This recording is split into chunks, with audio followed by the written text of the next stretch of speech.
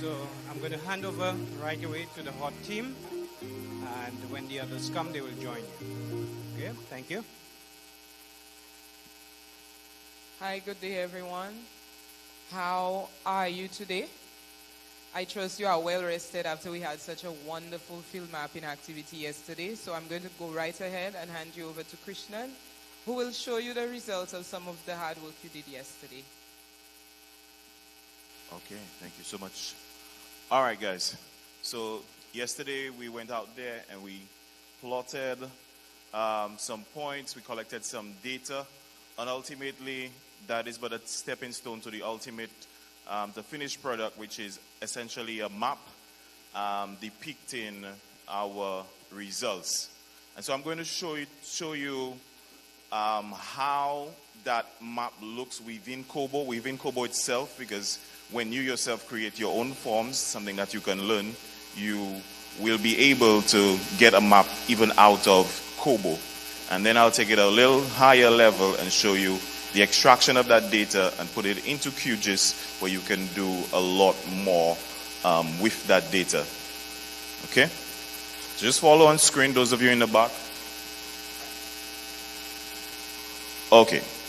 So essentially, what you're seeing on there is you go to the website, Kobo Toolbox. You would have been already familiar with it when you went to set up your username and your account.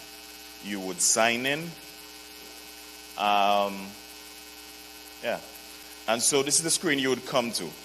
So I have two projects in Kobo. One that I created myself, which is test, and you can see the owner, it says me.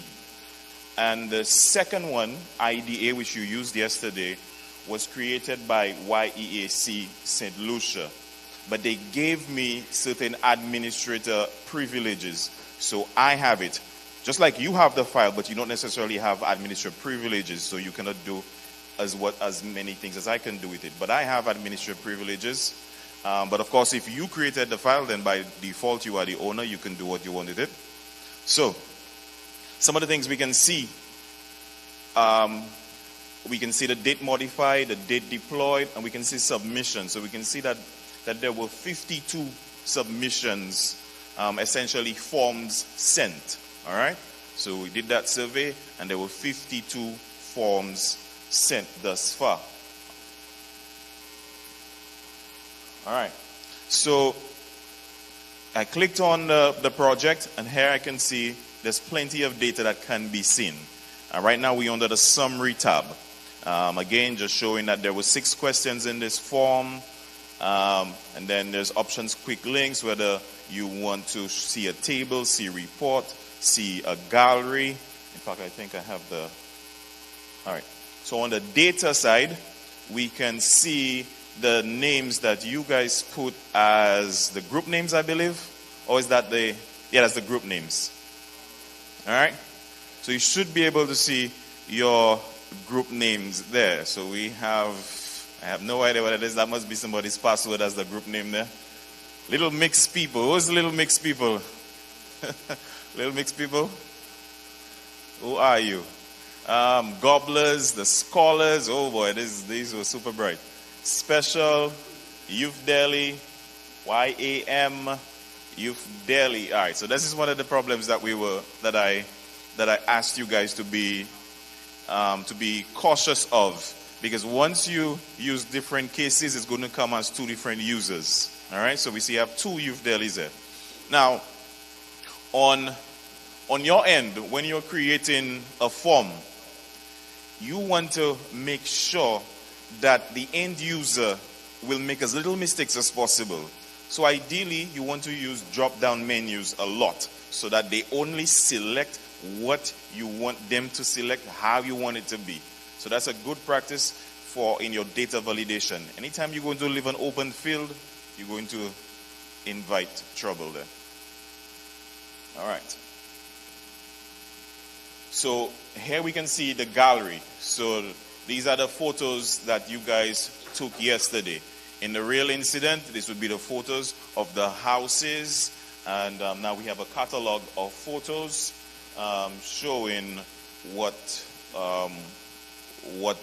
was mapped out there. Okay? Now, at this point, so we just kind of scroll down from gallery to now downloads. So you can download this file in many different formats. All right.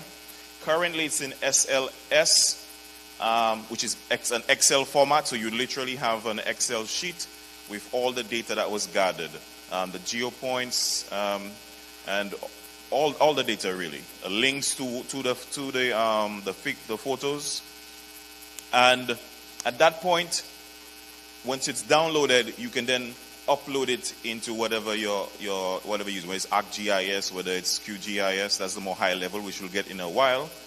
But before we get there, let's just look at the map within Kobo Toolbox itself. You can see that there is a map generated, and of course, this map is using OpenStreetMap as a background, and again, re-emphasizing the point of why we need persons contributing to the map so that the background here is accurate. All right. So as you can see, that shows the recreational park. You can see a few other buildings there. Now, so currently the data is being showed in point form. We can also show the data in a heat map. So the next slide. Here we see the data in a heat map, which again, it's a quicker synopsis of where's the activity, where's the hottest points, where's the most activity in that place that was mapped. So again, imagine in a disaster, we can quickly see the hot points, those that we really need to pay attention to, where there's more activity going on there. So Kobo Toolbox is a very intuitive toolbox. It has a lot of tools and a lot of really nice features, and it's all open source. It's all free. I think you have the free account. I think there's subscriptions, but I think the free account gives you 100 megabytes of server space, and these forms, I mean, they don't really take any type of space, so you can have plenty of projects stored on the servers. All right, so over into QGIS. So this is a screenshot now from QGIS. So this is the initial, just having pulled in the data. I didn't show all the steps for that. It's a bit high level. But that file that we downloaded, that XLS or CSV, it was imported into QGIS. And now all we have there are the points. But the beauty of QGIS is you can do many cool things with the points, which I didn't really do, but I'll show you a couple of them.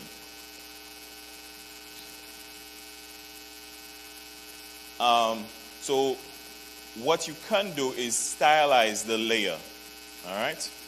And in this case, I'm about to go to its properties and change some of its symbology.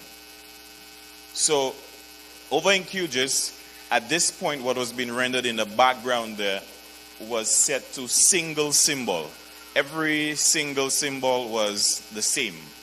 But you have the power within QGIS to to stylize it the way that you want it. I think I changed it to categorized. And at that point, I am going to categorize the points by a particular field in our data set, right? So here are our fields. There's some of them. I could categorize it by team name, by photo label, and whatever I want. All of that is in the data. I think ultimately I categorized it by team name. And as you can see here, we have all the team names are showing now, and each one of them have a unique color. Now that color can be further, changed, altered.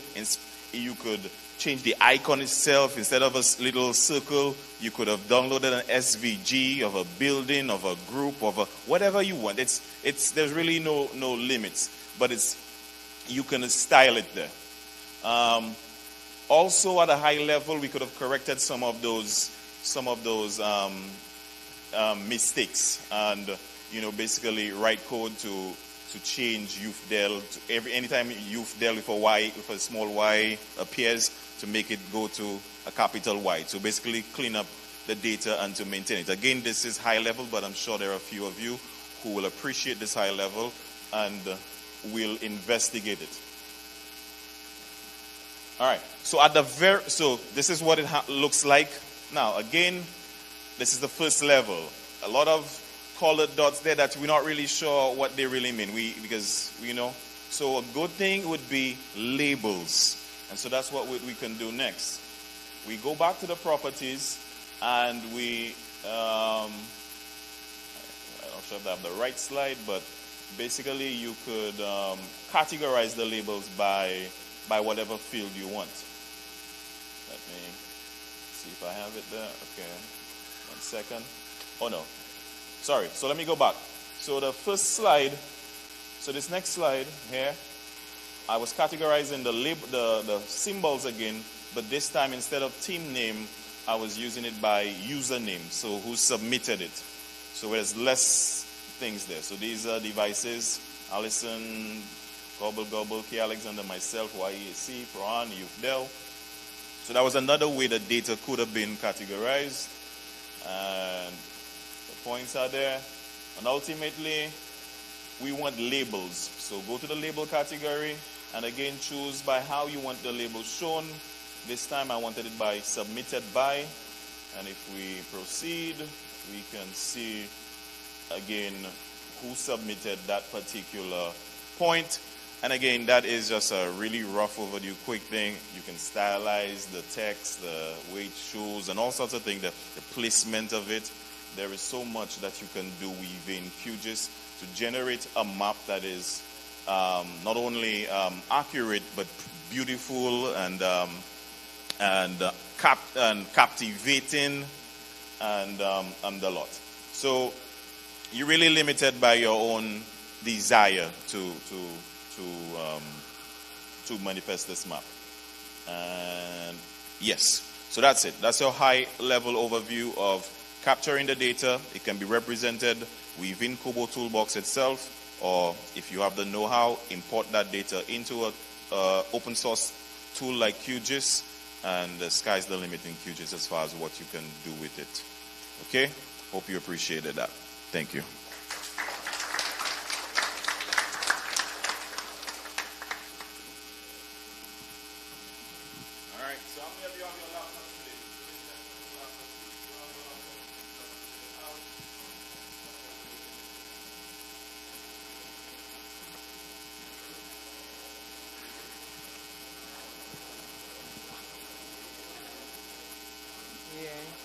Folks, to those of you who are all the way at the back, it might be more beneficial to you to use up some of these empty spaces up front.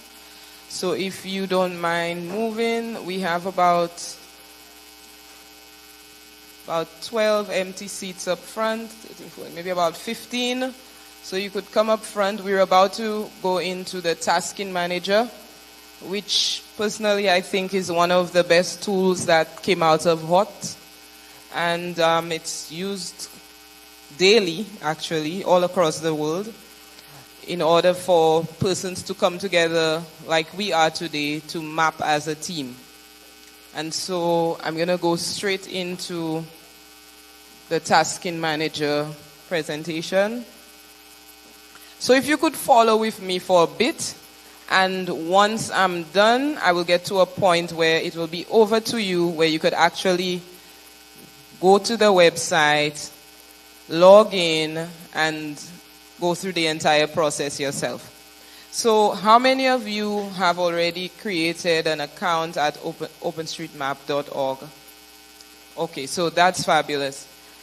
To those of you who have not, you would need to do that right now. We will have some of our facilitators going around to assist you with that, because the tasking manager functions through osm.org. If you don't have an OSM account, you would not be able to join in with the activities that we're doing on the tasking manager. So you could go ahead and just take a few minutes to sign in. If you have an account, you could go on and sign in. If you don't have an account on the Tasking Manager, go to osm.org or openstreetmap.org and click on the sign up button and see if you could do that. I'll give you like about 3 minutes to start the process. You will have to do the email verification part of it while we go through this slide.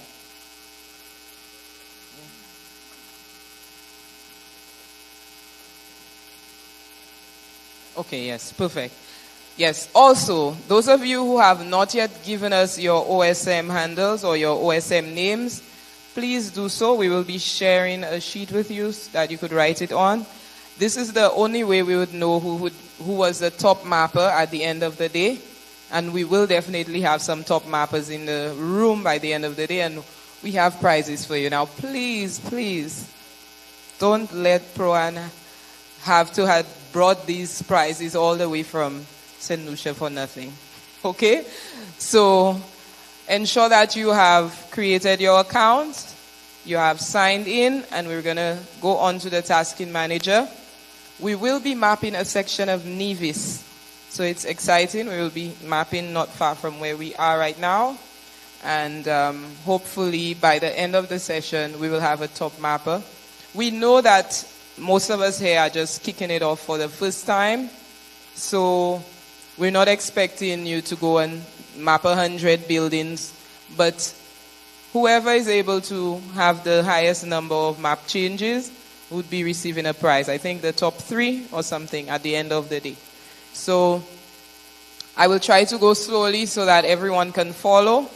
But again, I'm giving you 3 minutes just to settle in, ensure that you're signed in, ensure that you have an account, you know your OSM name and your password. If you have any issues, just raise your hand and someone will come to you to assist you.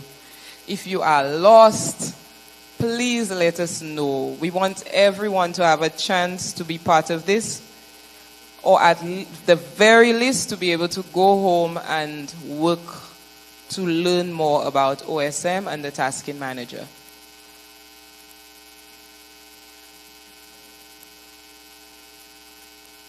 Okay, so there's a sheet going around on each table. You could go ahead and just write in your OSM name if you already have one.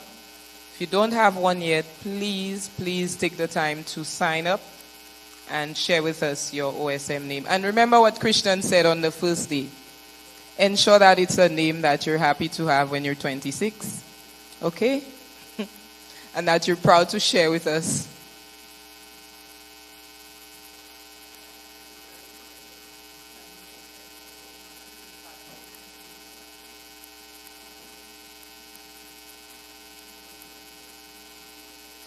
Also, remember that the username is case sensitive.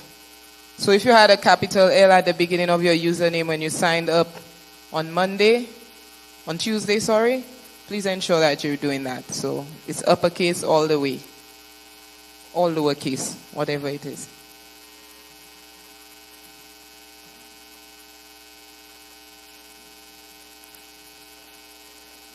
My friends at the back, are you all set with your OSM names and ready to go? I know there were some issues with seeing the screen. Can you see the screen clearly at the back? I think everyone up here. Yeah.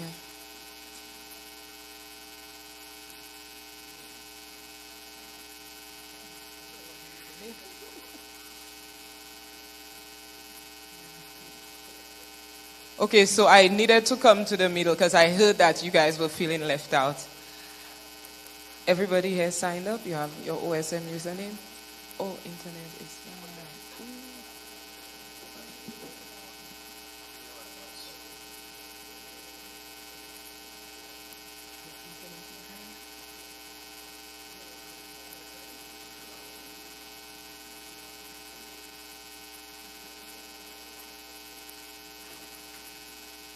All right, so folks, just follow on the screen for now.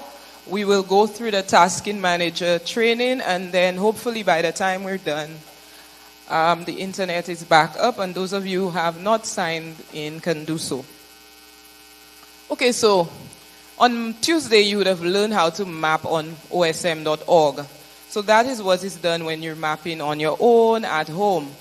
what happens if there's an activation and you want hundreds or maybe even thousands of people to join you to map one small area? Okay? So you heard what happened in Haiti in 2010 when hundreds of mappers got together to map. That would be quite difficult to do if it's not properly organized, wouldn't you say?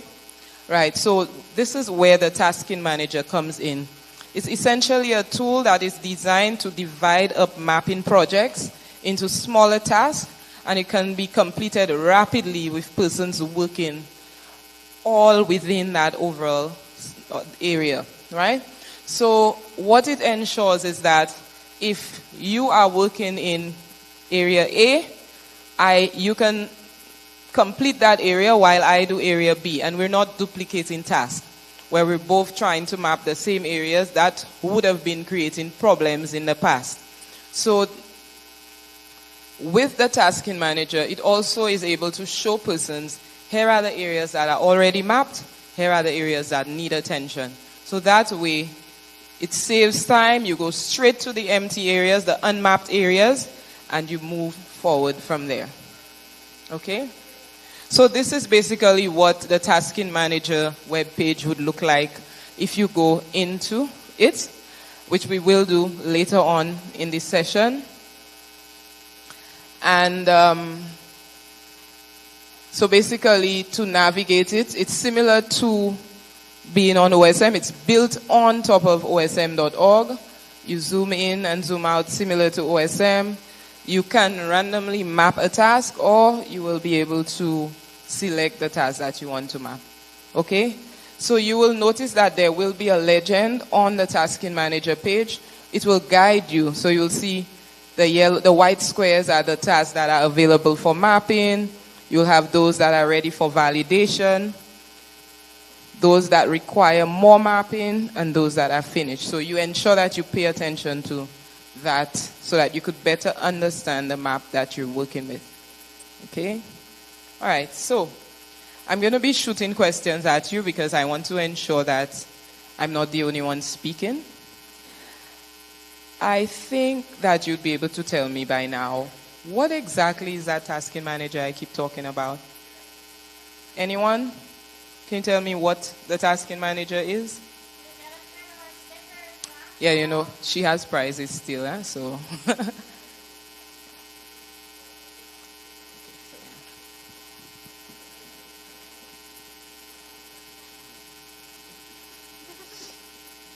It's designed to divide up mapping projects into smaller tasks that can be completed rapidly. So she was following, and very much following. Thank you so much. So, why? Why is that important? Why is it important to divide a task? Why would a tool like that be useful?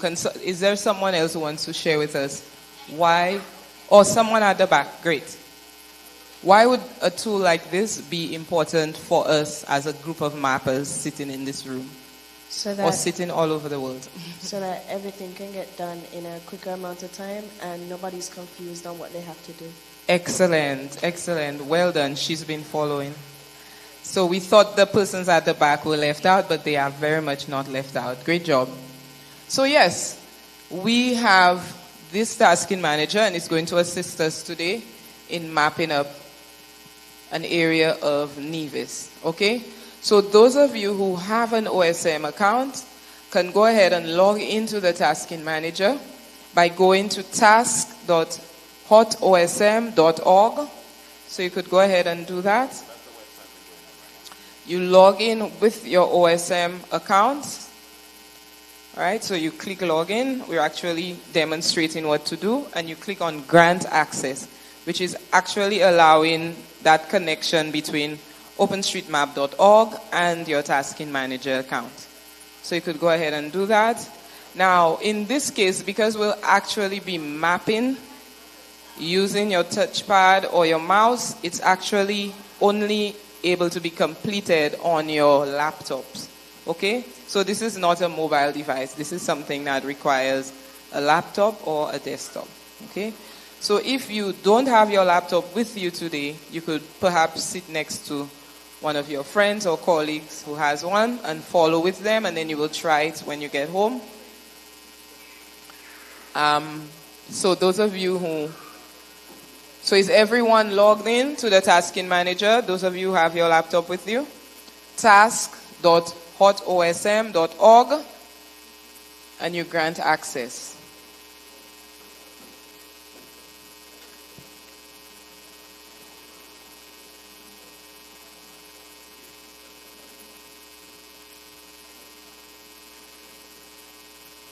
All right, so let's just look at how to navigate the tasking manager a bit. So this is for everyone. You don't need to have your laptop to understand this one, because you're going to need to do it later on, okay? So how do you find a project? The tasking manager has hundreds of projects from all over the world for different purposes. You have persons mapping, you see some examples there. Response to cyclones, response to COVID-19 back in 2020, response to earthquakes, floods, and so on.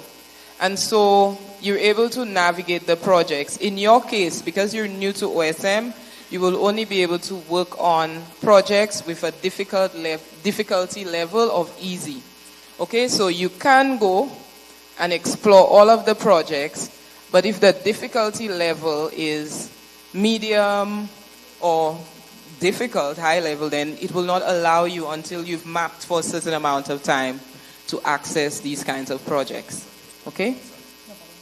So you could go ahead and search the project by number here. Every project has a number. So I'll be sharing with you the Nevis project number in a bit. And it will pop up down here where you could then click on the project and go on and begin mapping. So you have all of these options in terms of finding the project. So if you don't know the project number, but you know what country you want to map, you could just put in the country, St. Kitts, Jamaica. So I want to map projects in St. Lucia because I'm from St. Lucia. I put St. Lucia here and see what projects are currently ongoing with regards to St. Lucia. If I want to search projects around floods, I want to help with floods, I want to help with hurricanes, I go on and I put that in. If a friend told me that they're mapping in response to an earthquake in some other part of the world and they need my help, and they did not give me the number, I can go in and find it by putting either the country name or earthquake or whatever it is. I could search. But the easiest way is really to get the project number, all right, which I will share with you in a bit. But sometimes you just want to help. You just want to do something. So you can go ahead and just search and just do some mapping on the tasking manager for projects from anywhere around the world. Okay? Any questions around finding projects? Okay. Now, once you've logged into the tasking manager, we will go through all of this. Not only can you explore projects, you could also track your contributions. Now, these are really important because after a period of time, you've acquired enough experience, you could then get involved in things like the validation programs with HOT or the mentorship programs and so on. And so it's important to keep track of your contributions, and then you could also manage what you're doing on the tasking manager. All right? So let's keep going. All right, so you finally decided on what project you want to do, and you want to navigate that project. We're going to go into that. Before we go into that, I learned my lesson. I changed the slide already. I'm going to ask a question. True or false? True or false to those who are at the back as well? Okay. You are unable to find a project unless you have the project number. Oh, I see 3 hands up there. Can one of you stand, please?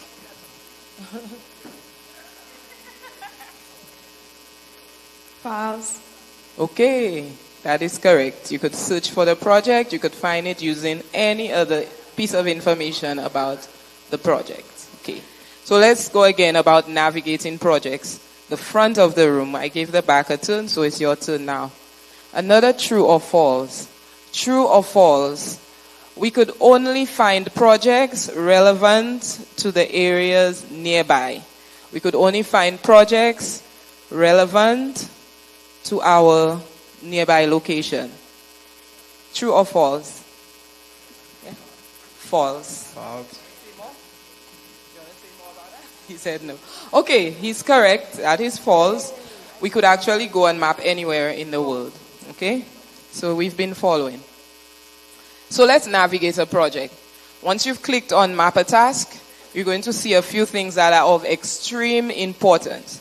First, you're going to see the description of the project, which essentially is going to give you a little summary about the project. Okay? So in this case, it's a COVID-19 project in Mali. And then you're going to see the instructions. Now, this is extremely important. Okay, it's going to tell you what imagery that we're all using to map this project. Because in certain parts of the world, as we move forward, we're going to show you how to select the imagery and how to change your imagery. I think you may have done that on Tuesday as well. But it's important that certain imagery does not function well in certain parts of the world. But here we mostly use Bing. The imagery will also guide you on what are the priorities to map. So in our case today, we'll be focused on mapping buildings. Buildings are ideal for beginners. You know, roads are a little bit more complicated. So we're going to do these polygons. We're going to do some buildings. And, of course, here you're going to see the map. And I've already told you about the legend that comes with that map, which will guide you. We'll give you an idea of what you're working with and how much work you have to do. If you want to call 10 of your friends to help you contribute to this project. Okay? So pay attention to this. It's extremely important. Do not go in to map a project without looking at the instructions. Okay? It's extreme importance. It exists for a reason. All right. So we've already said what a description is for. A description of the mapping project. It provides information on what needs to be mapped and why. So it's mostly about the why, I find, for descriptions.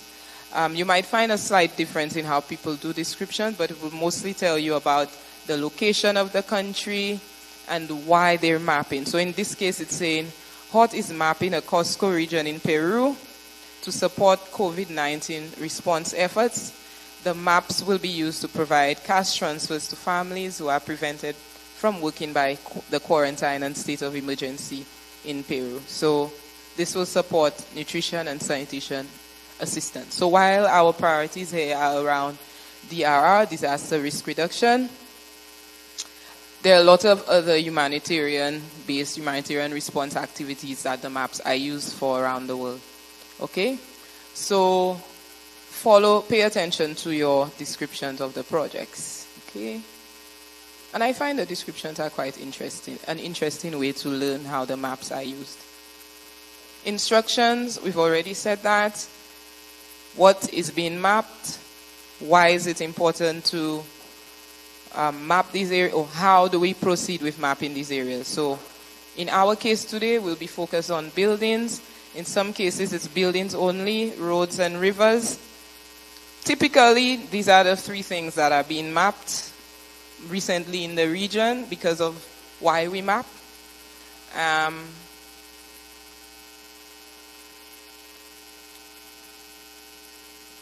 All right, I want somebody to tell me something.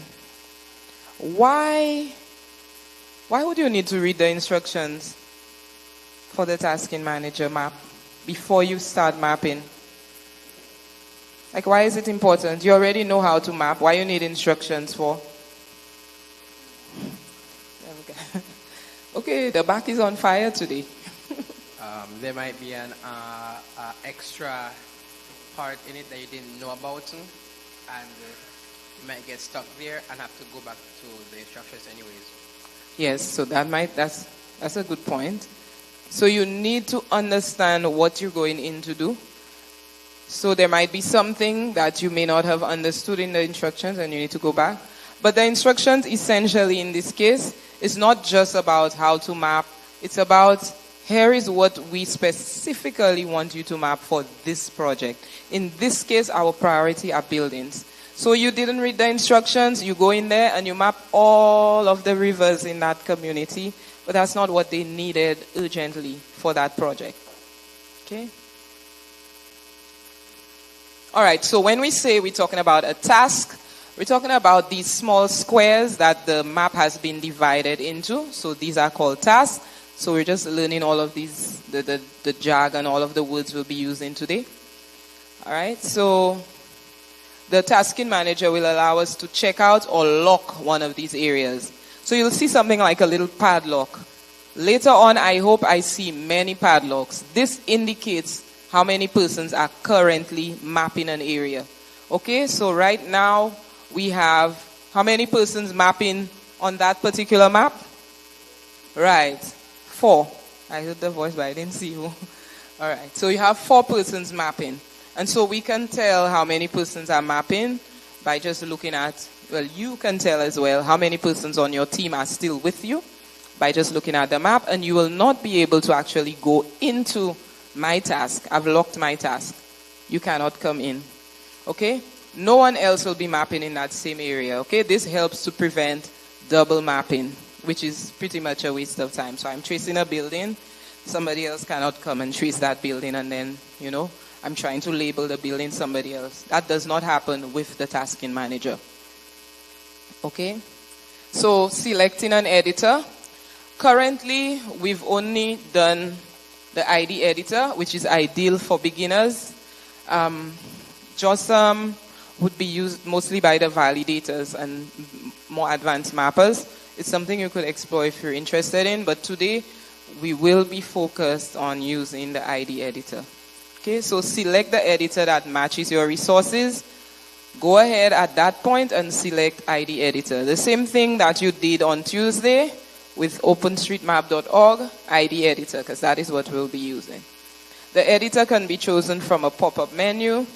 Note that, forget that one, we're not using JOSM. Okay, quick, somebody tell me, what editor are we using today and always?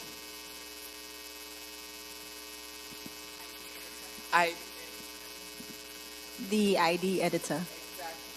Right. So I just want to make sure you're following. If you're mapping alone, you go into osm.org. That is what we did with you. That is what we walked through with you, the ID editor. And this is what we'll be using again today, the ID editor. So when it's time to map, you select the ID editor. So you're ready to select a square. You could select a random task by clicking map a task. But if you want to choose what part of that particular map, you just select one of the transparent tasks and click map selected task. So we're going to do that in a while. We've already spoke about selecting an editor. We're going with ID. It's an online editor and it has very simple functions. JOSM is offline and it's for more detailed editing and validating. So are you ready to map? Or should I take some questions from you? Questions, yes. What is can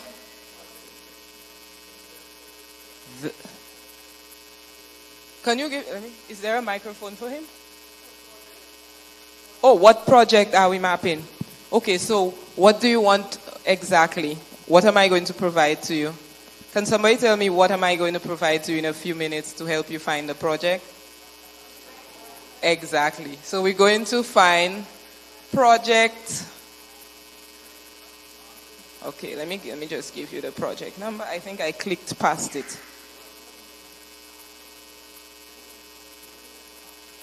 Just a second. All right. Before I give you the project number, let me just go through this for you because I really want you to do this properly. If your task does not have any buildings or roads, okay, so if you end up with a task that just has the beach and a piece of the sea there, hopefully you don't, because I tried not to make the task like that. Check again that the square is empty, because sometimes you think it's empty, but then you find a little building in the corner there or something. right-click on OSM data in the layers panel and select, leave that part alone. Okay, you go to the fourth part and you say add comments to the box detailing no buildings or road. Okay? So this is actually for JOSM. But in the case of what we're using, which is the ID editor, you just indicate that there are no buildings or roads and you mark it as done. Ensure that you do that so that other persons don't go back to that. All right? So you're sure there are no objects there? You say yes, it is completely mapped. You save and you move on. You could add comments here if you need to, which you don't have to.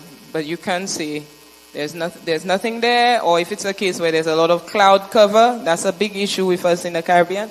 There's a lot of cloud cover, we cannot see what's there. You could put that in the comments and you move on from there. And then you could submit the task and move on to the next task. So if you don't want to finish mapping, like you click on a task and you're like, woo, that task has about a bazillion buildings and I don't want to do that, I want to go to lunch. You go in, finish editing with your preferred editor, save your edits, and you must ensure that your hashtag is there. Remember, we're using hashtag CDM Youth 2024. I've already put it in for you, so you just need to save, ensure it's there, and add your comments if you have any. Select no.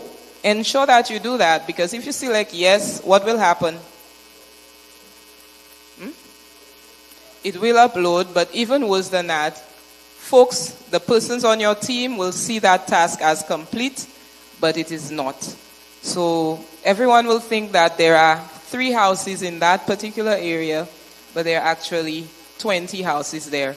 How can that be an issue for responders in a disaster? How can that be an issue if they're thinking there are 3 homes, but there are actually 20? So we're hearing from him. Because if there is any emergency for anybody in that area, it will outline that there's only 3 houses there and there is many more, so they won't be able to navigate properly. So that's the first thing. It might provide issues for them in navigating that area. Anything else? The allocation of resources, because if you map for 3 houses versus of 20 houses, they would just allocate enough supplies for the 3. So you've mapped 3 homes and you've indicated that that place is completely mapped. You've ignored the rest because you're tired, you want to go to lunch. And there you have responders going in with response, with equipment, with supplies, with relief for 3 homes and completely underestimating what's happening during planning and then during response on the ground. So it defeats the purpose of the work that we're doing. So all you do, you want to go for lunch, no problem. Click no. Task is not mapped and you move on. All right? That's fine. You don't need to complete the task. Sometimes you go into a task. I remember once I went into a task in the Dominican Republic and the buildings were, they were so difficult to map. They were close together. It was a struggle for me at the time. I just left the task. No, and I moved on. I left it for a more experienced mapper. So if you're struggling with the task, that's okay. You leave it and you go on to another task. All right, so finally, we're finding our project. What's our project number, folks? Right, so it's 18202. So that's what you're going to enter in your search bar, 18202. So once you've gone to the website, task.hotosm.org, we are going to 18202. Now, I want the first person that could tell me the name of that project to put their hand up. Who has the name of? CDM Youth Forum St. Kitts and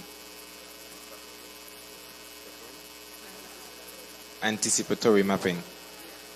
So, CDM Youth St. Kitts anticipatory, I struggle with that word as well. Anticipatory mapping project. So, essentially, anticipatory mapping is, we're not mapping in response to a disaster right now. We're anticipating that there is a need, that there have been issues with hurricanes in the region, and we just want to ensure that the digital map of the space is updated. So if ever something happens, hopefully nothing happens and we never have to use it for that purpose.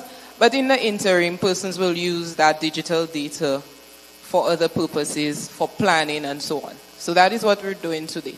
So you could go ahead to map 18202. Okay, so who wants to share with me some of the details that you have to look at as you navigate the map? Okay, so there are some things I told you need to look at. I need you to find them for me. What is that, at least one of these things, and read out to me these things. Before you start mapping, what do we need to look at? What are we checking for? Sorry? Yes, so you're ensuring that the task that you're mapping is not a task that is locked. What else are you checking before you go into start mapping?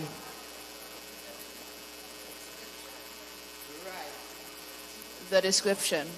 So we need to check the description of the task. Who wants to read the description of that particular task for me? Who's on the task and is willing to read out the description so that everyone, some of us don't have our laptops with us, can actually, okay, so we have someone here. Description. This project was created to support an OSM beginner training and mapathon as part of the Caribbean Disaster Management Conference's Youth Forum in Nevis. Nevis is a sister island of the Caribbean Twin Island Federation of St. Christopher and Nevis, most commonly known as St. Kitts and Nevis. The task focuses on the St. Thomas's Lowland Parish, more specifically Jessop's Village and its nearby surroundings. Now folks, the person who did that description, they don't know everything about Nevis, so feel free to correct any description there. The person was Mia. So feel free to correct me if there's any. We know there are persons from Nevis in the room. As you look at the description, it can be updated. So you can actually send in information to us. I will share all of our contacts, caribbean@hotosm.org. So sometimes the persons who are creating the descriptions may not necessarily be from the area. You, as someone from the area, will have to send in corrections and say, hey, we do not call it that, or so on and so forth. I've had to do that for tasks in St. Lucia. So feel free. Is everything, so the folks from Nevis, is everything fine with the description? Do you give it a thumbs up? Do you rate it 5 stars? Anybody from Nevis want to give me feedback on the description? Oh, I feel good. I did my research, you know. So anyone wants to, what else are we looking at? Quickly, we're going to look at one other thing before we start to map. You should have looked at it by now if you're already mapping. What is that?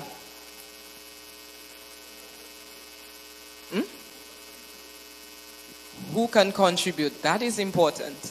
So, who can contribute? This one specifically, anyone can contribute. We wanted to ensure that everybody in the room could participate. And one more thing. I know you know what it is, but yes. Instructions. Folks, you all forget to check the instructions? Oh my gosh. I said that over and over again. So everybody checked the instructions already. That's why you didn't want to bother saying it, because it happened like second nature. That's what happened there. Who wants to read out the instructions before we get to the fun part quickly? Maybe somebody in the front. We had a lot of participation from the back. You want to read the instructions? Or no? I have a friend who says if no one volunteers, we have to voluntold. Now, I don't like to voluntold. We made that word up. But are you voluntolding the person sitting next to you? That's what you're doing? Ma'am, are you a willing participant? Do you want to read the instructions? She said no? Okay.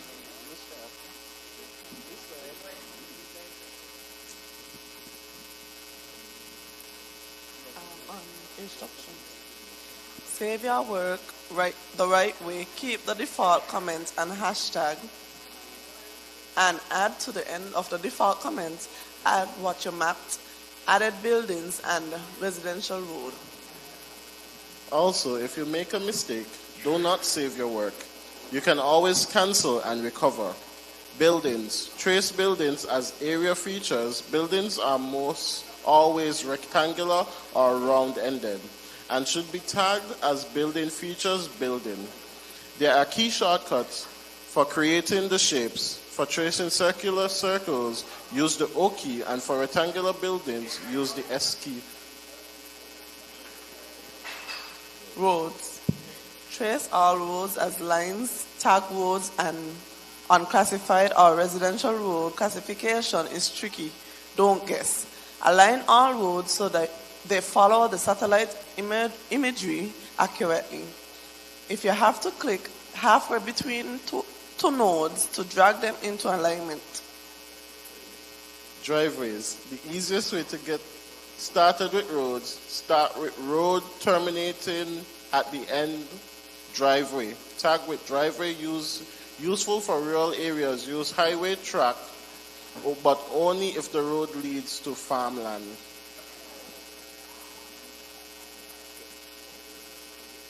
So specifically for today, we only need the instructions regarding buildings. So these are just standard tasks that I take from other projects. We don't have many round buildings, but in case somebody has a beautiful gazebo over there where they do the weddings, we can add that in, but we'll mostly be dealing with rectangular buildings. And you could go ahead.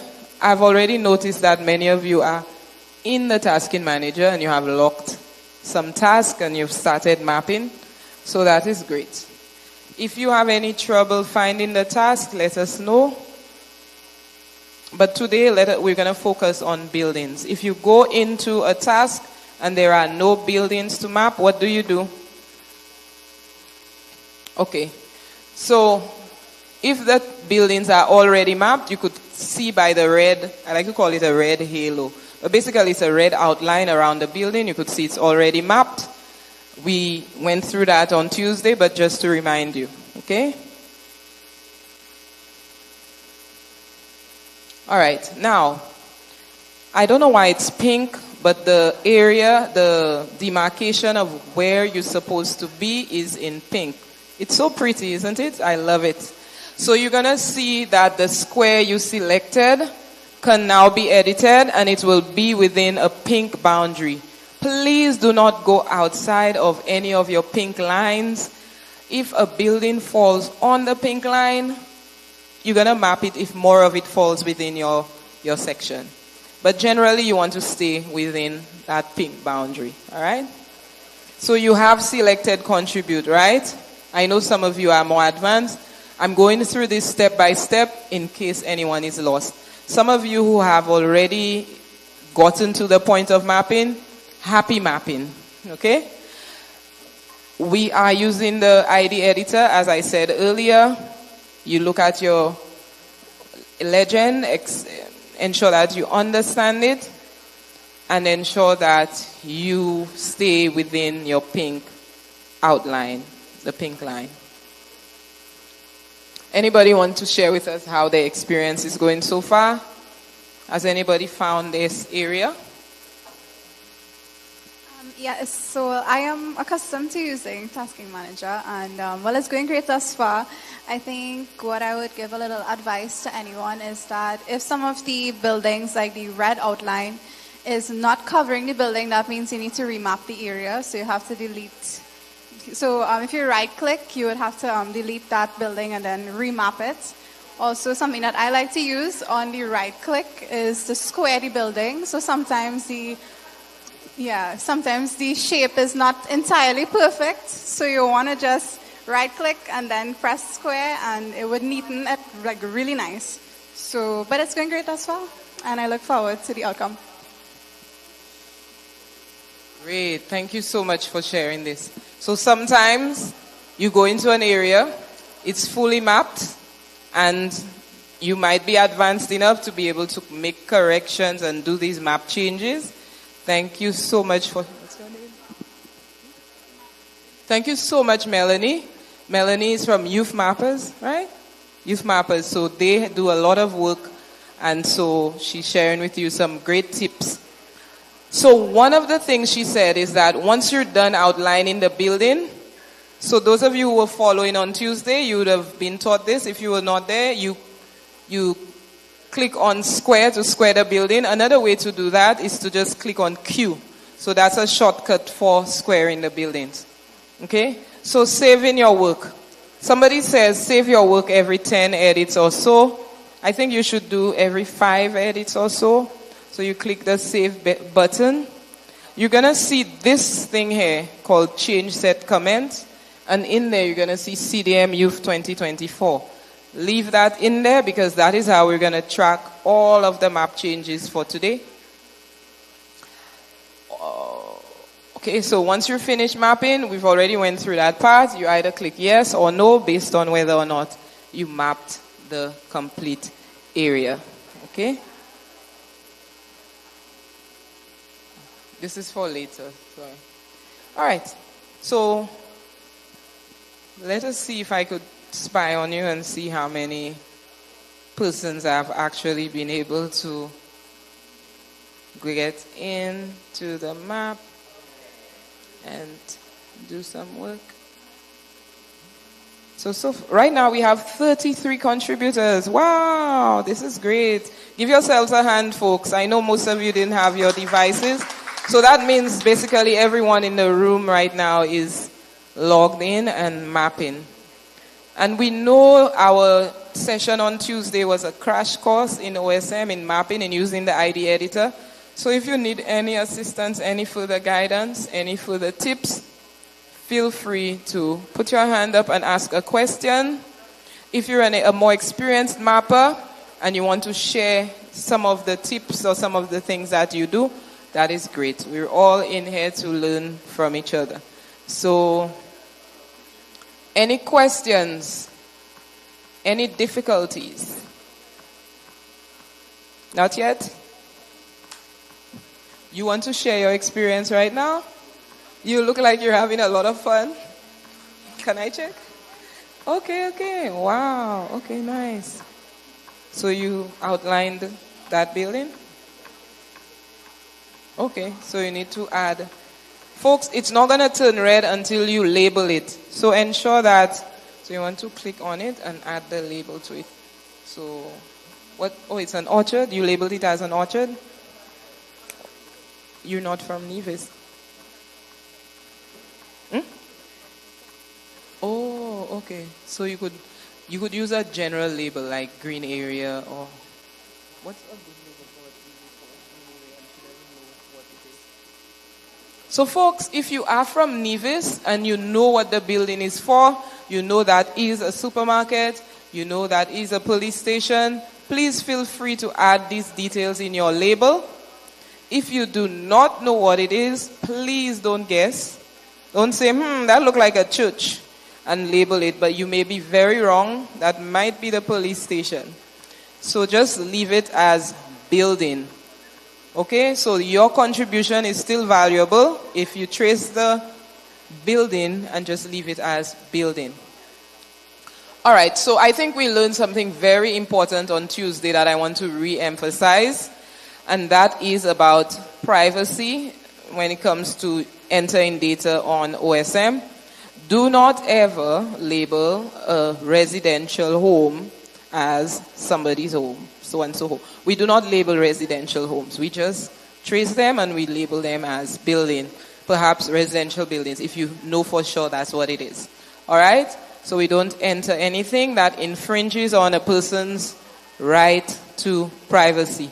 So please, if you find your home, do not label it as Louise's home. All right? We don't do that. We would have to delete it immediately while we're validating. All right?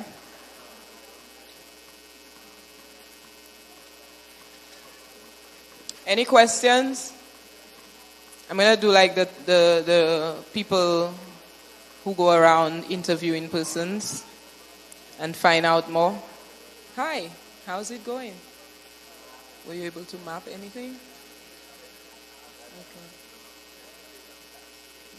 So you're in a task. Okay.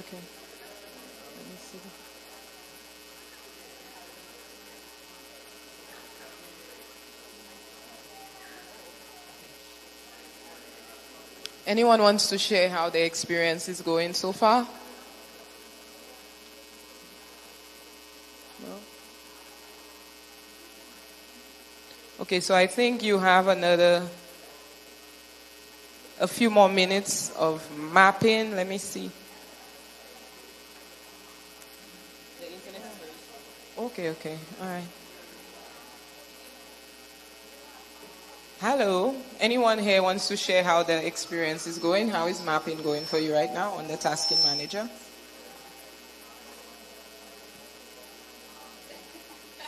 Okay. So you found a task? Okay, great. Hi. How's it going? Y'all were able to outline some buildings? Okay. Why is everybody scared? Okay, you outline what? You outline a building, okay, and it was you labeled it as building, or is it somewhere you knew? Okay, all right, good. Oh. Hi, how's it going? You want to share more about how's it going so far? Okay, so you found a task, but it doesn't have any buildings. Oh, it does, but they're mapped already. Okay, nice. Okay, but these two look like they could be mapped. So. Okay, just informing. One particular person had a problem where the boundaries were not showing, and the problem was that they were using a browser other than Chrome. So ideally, you want to be using Chrome for it to function well. Okay, so just keep that in mind. Yeah.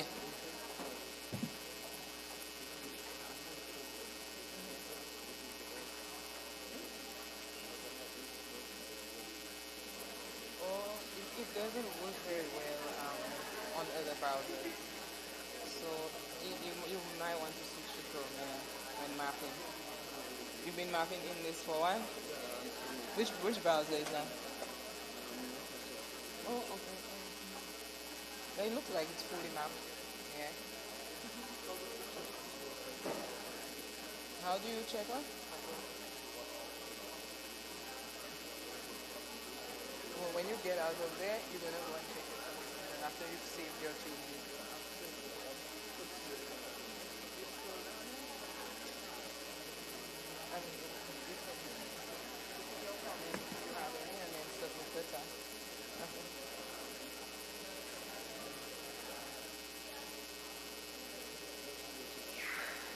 Yeah. Well, we just want you to get some practice, so yeah. You saw any buildings that you know that need to... Oh, folks, another thing I should probably mention, maybe I already did.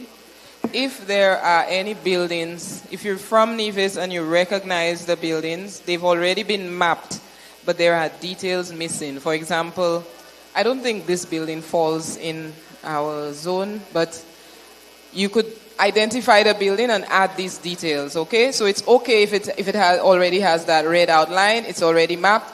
You could still click on it and make these updates. So include details such as how many stories. So you'll see the option of saying that it's a 2-story building. You could label that it is a shop. You could label that this is a police station. All of these things are important for responders to know. You could label that this is a preschool. All right, so it's okay if you go into an area that is fully mapped. You could simply add details, but ensure that you actually know, you're not guessing. Okay? Otherwise, just leave it as is.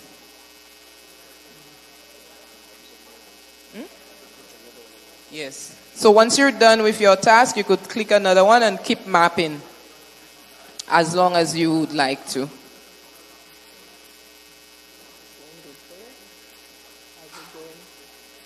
The internet is...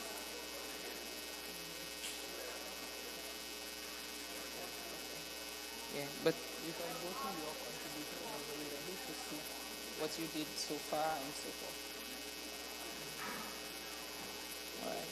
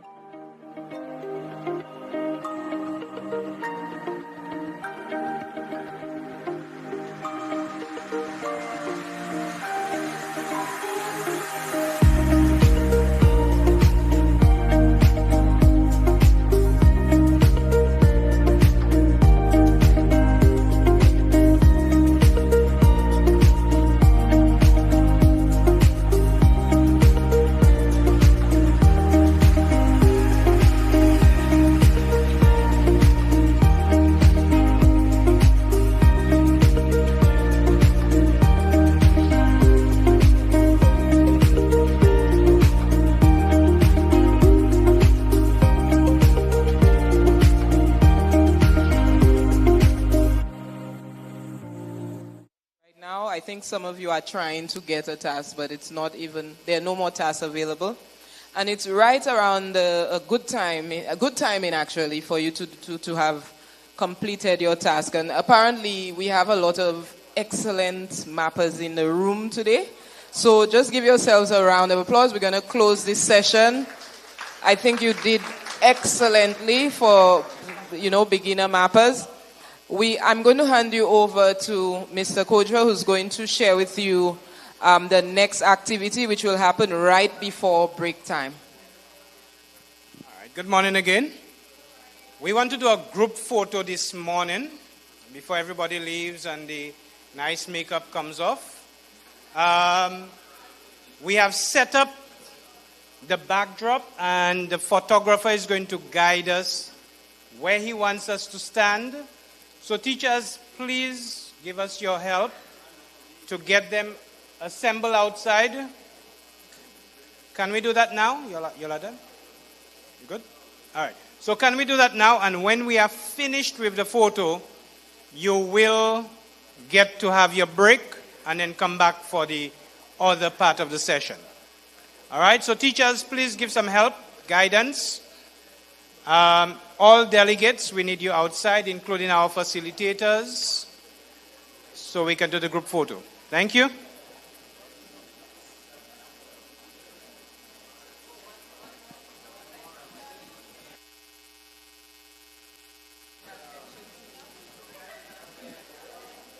Folks, we realize that some of you may want to continue mapping after the break or later on the day. That task is done. Feel free to use your navigation skills and find another task and keep mapping. So that would still count as your map changes, your total map changes. So we're going out for the photo now. I know it's hard to leave your map, but let's go.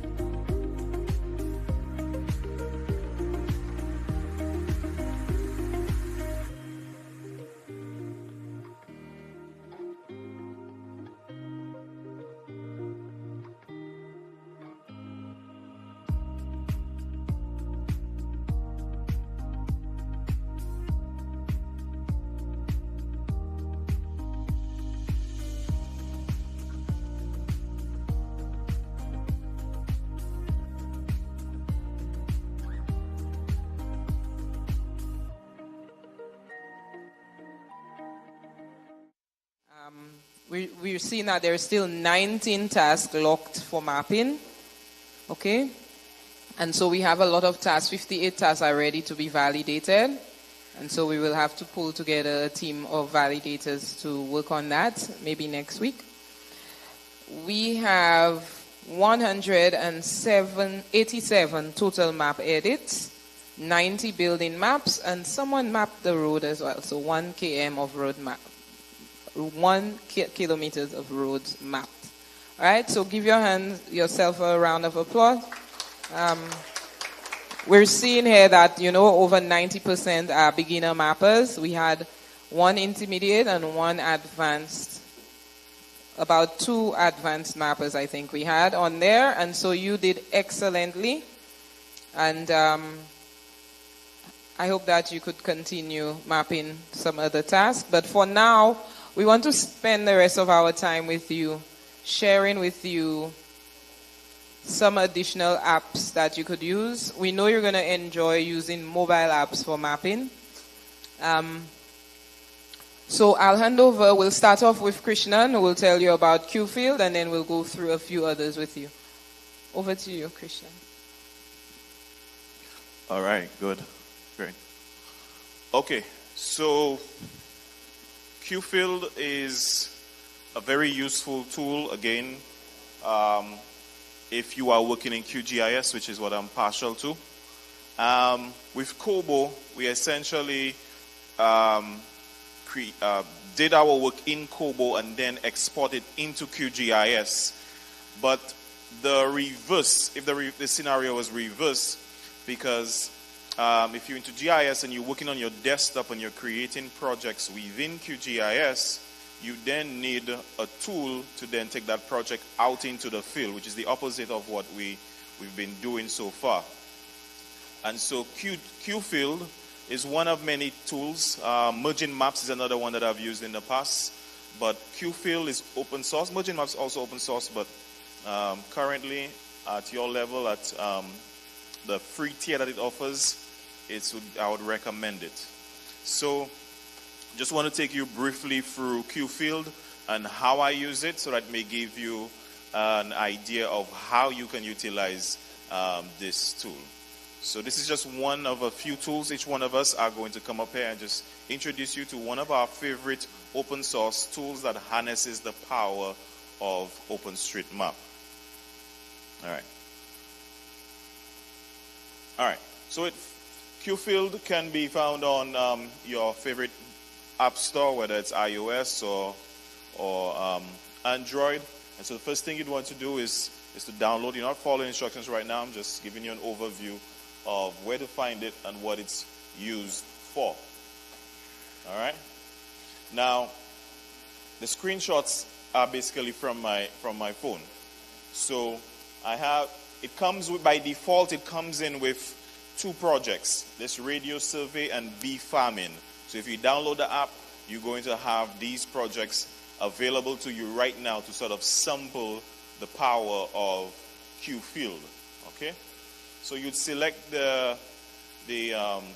your project. Again, because you have not imported one, it'll be one of those things like bee farming. And you can go out there and plot bees. What is it called? I don't know. It's a nester. What's that? Yes. All right. So in my case, I selected hydrant tests, which is the project that I started. Like I said, how I got my start in GIS, it was because I needed to map our hydrants in St. Lucia, so it could give me peace of mind that I can find it, the closest hydrant wherever I'm at in St. Lucia as a firefighter. All right. So within QField, when I open up the project, you can see all the layers that I have in that project. All right. So a map, a digital map, is essentially layers stacked upon each other. They are not just all together like the 2D map, a paper map, but it's actually layers stacked upon each other. And so within my project, there's a layer called fire hydrants, a layer called communities, highways, districts, and the rest, a lot. Okay? And so within QFill, I have the opportunity to render whichever one I want to or not. Just give me a second. Let me put my phone on.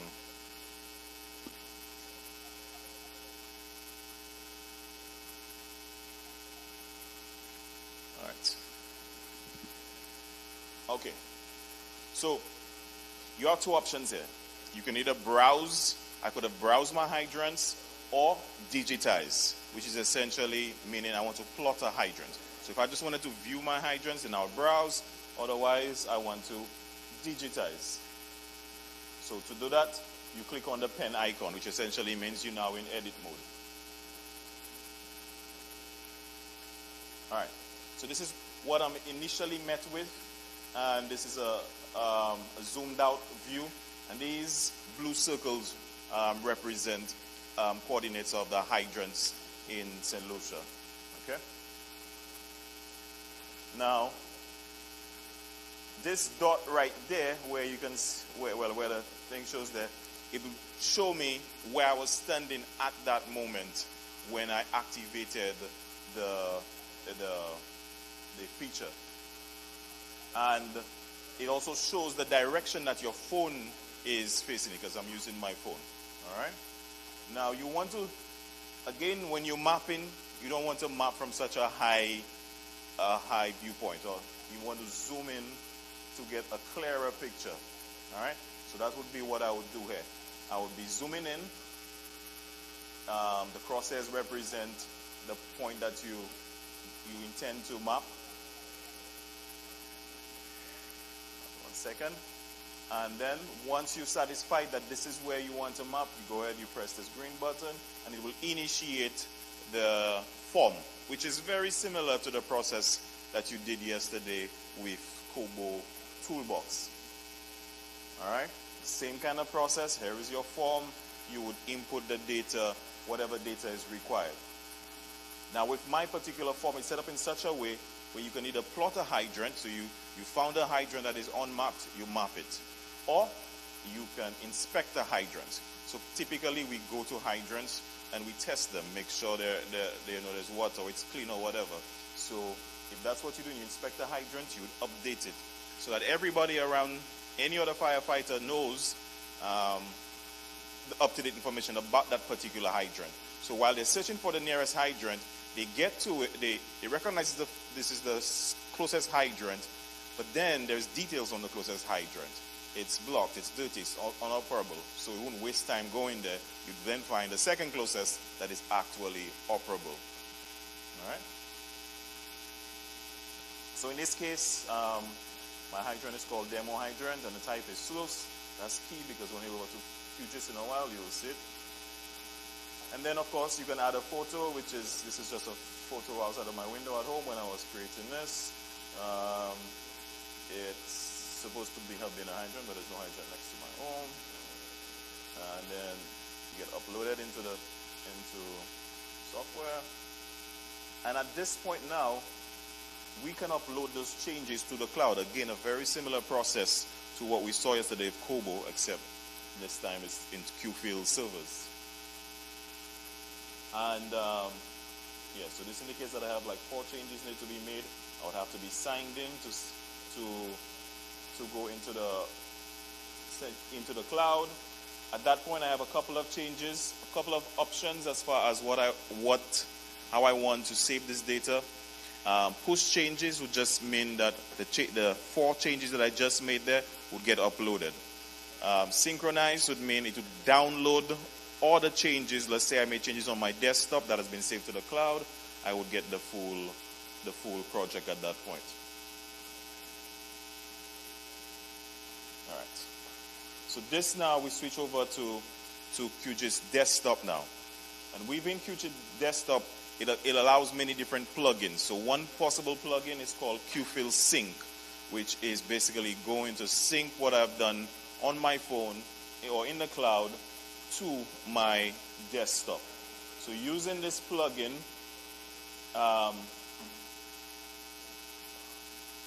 I can now bring in that data into QGIS, which is what you're seeing right now. And as you can see, we have this little icon there. It's a stylized icon as opposed to the little dot, blue dot we had over in QField. Now in QGIS, it can be whatever icon that you want and stylize it. And just to make sure that this really is the same point, we can look at the data on the side there.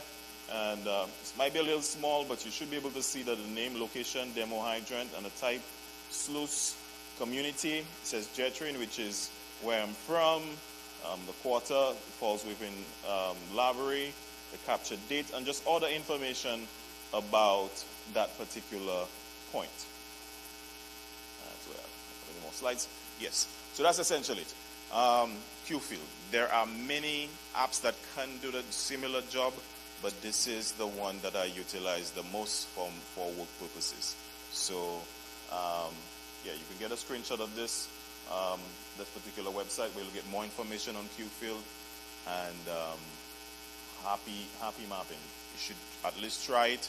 Try out the bee farming default that it comes with to get a sense of what it can do and how you can use it. Hope it's been useful for you. Thank you so much.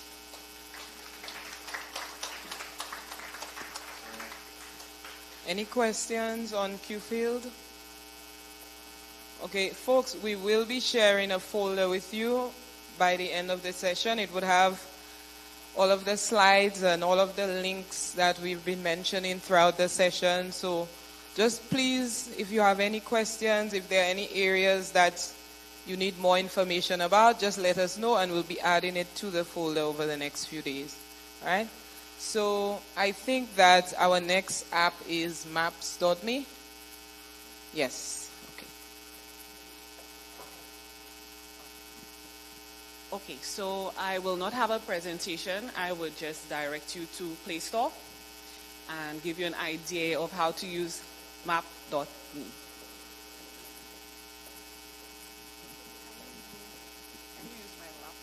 Project? No? Okay. All right. Because I can't take it. It's an engine. I can't take it. It's online right now. Sign in. It will take some time.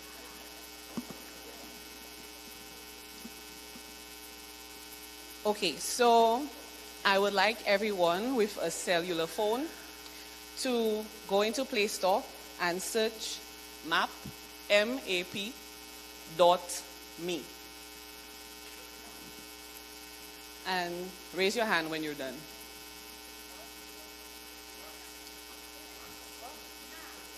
Map.me. Let me just go.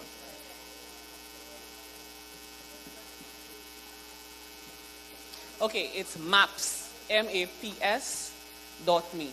You're correct. And it should be a green icon. Yes. MAPS .me.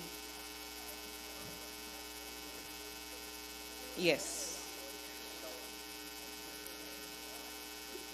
M.me. Yeah. Yeah.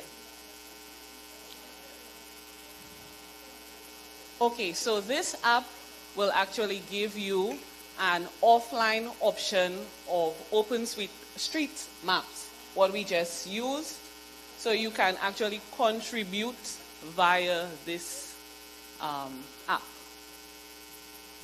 It's very simple to use, and I deliberately did not show it to you before because I wanted you to really get affiliated with OpenStreetMaps. So this is another option so that you could contribute to OpenStreetMaps. And this is a very simple app. Yes. Yes. I think it's the internet. So you will actually be able to contribute in the same manner that you would have done on OpenStreetMaps. This is a very useful application. But another app I am very passionate about because I can actually do some disaster risk reduction work is Felt Maps. So on your free time, you will actually look up map.me, but I want to tell you a little more about felt maps. Yes. FELT maps.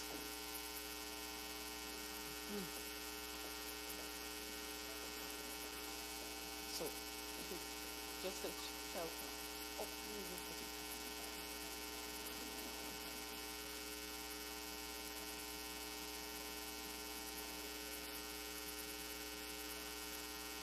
Okay, so on felt maps, you will have the imagery of OpenStreetMaps, but you will have the privilege to actually add icons. In a minute, we will have the imagery. So for persons who would be interested in making family disaster plans or evacuation routes or community disaster plans, for instance, every hurricane season, everybody's household needs to have an updated family disaster plan. And sometimes we make a plan without thinking of our community. We would say, okay, let me ask a question. In the event of flooding, where would you evacuate to? High ground. Higher ground, but where exactly in higher ground? To what building in your community?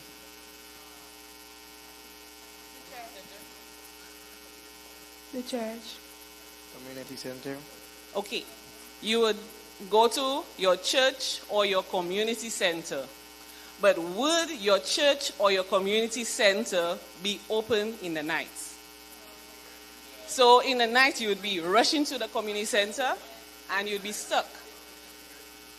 Where would you go, sir? Oh, he has a key to his church. All right.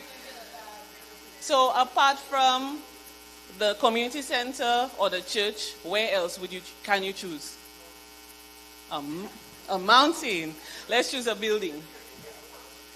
So what about your neighbor's house who is higher up or any place?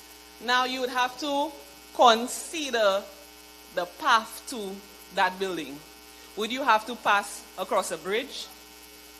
You have to consider that.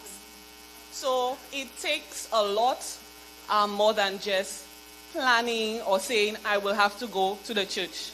You will have to consider the routes and how. If it's too far, do you have a vehicle to get there? Or can you ask somebody to get you there? All right. But still, you need to put in the plan. So you'd use felt maps to bring up the image of your community and say, this is my route. I would go through by Andy's home. Pardon? It's always best. He's asking, what if you know? It's always best to actually draw your plan. Because we have a community in St. Lucia. It's called Mac. And it is somewhat surrounded by rivers. So there's the Mac River and the Bexar River. And whenever there is heavy rain, there's flooding. And sometimes the only access point for that community is one bridge. And if it's gone, everybody's stuck in there. And a lot of persons do not know that there are other bridges, very tiny, that they could use, or they might know that there is a bridge, but they don't know the condition, and they could plan to pass that route. So you update your plan every year. All right? What else would you need to add to your family disaster plan?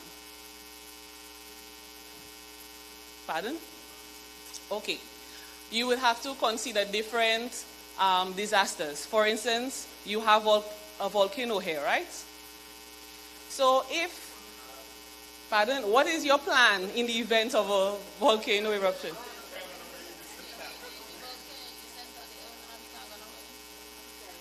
What is the plan?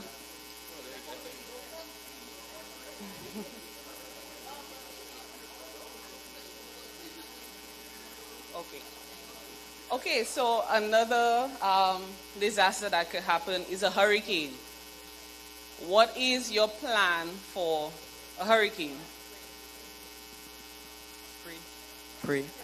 He said pray. Apart from praying, you must always pray. Apart from praying, you must have a plan, just like for floods, a route. Okay, you might want to demand that your community center remain open because you're not confident that you could, shelter in your house. All right, so I want you to take some time to log into Felt Maps and get a little acquainted to Felt Maps, because all the information you would have added to OSM would be there, but you would be able to actually make evacuation plans to help your family or even your community in developing a proper and effective evacuation plan. All right? So one is a mobile app and one is a program that you could actually use for emergency response. Thank you.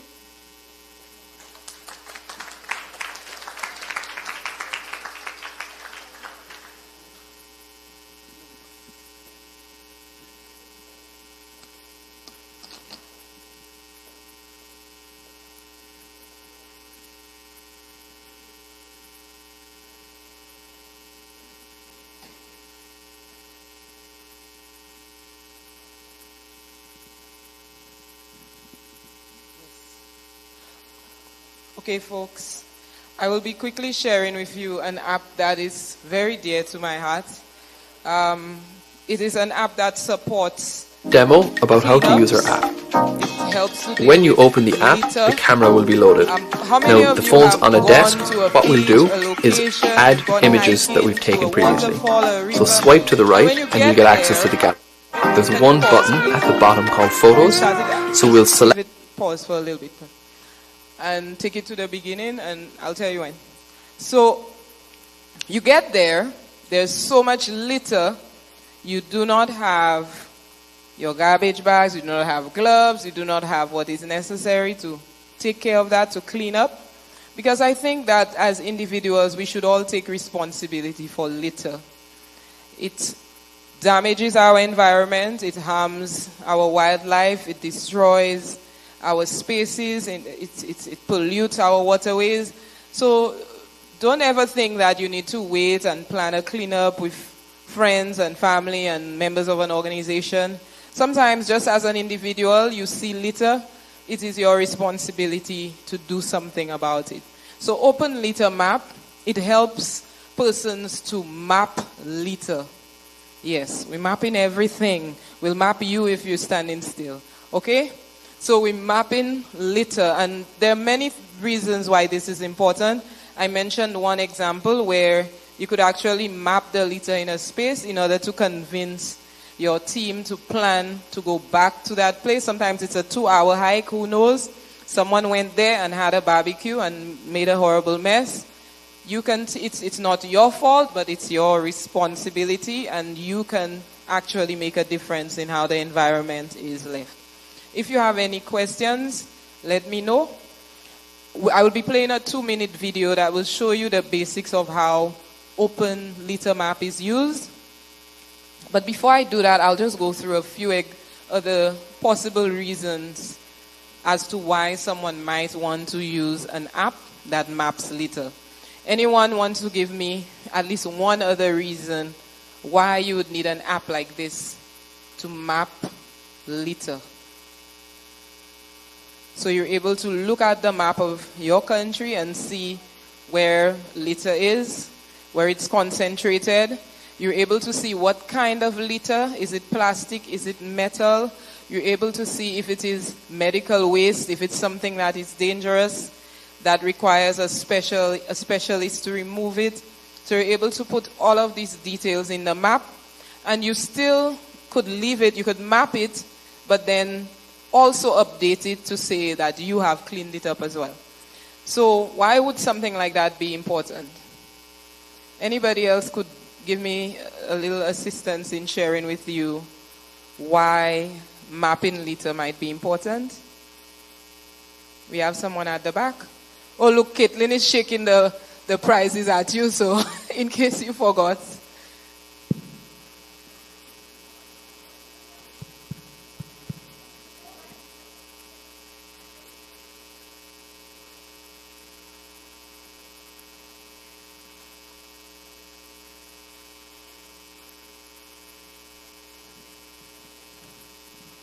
Anyone? I see somebody pointing. Okay, so the importance of mapping litter, it can help to know where it is. For example, if it's by a water body and it contaminates it, it can get into our water system and harm us or our wildlife inside that water system. Excellent, excellent. Anyone else?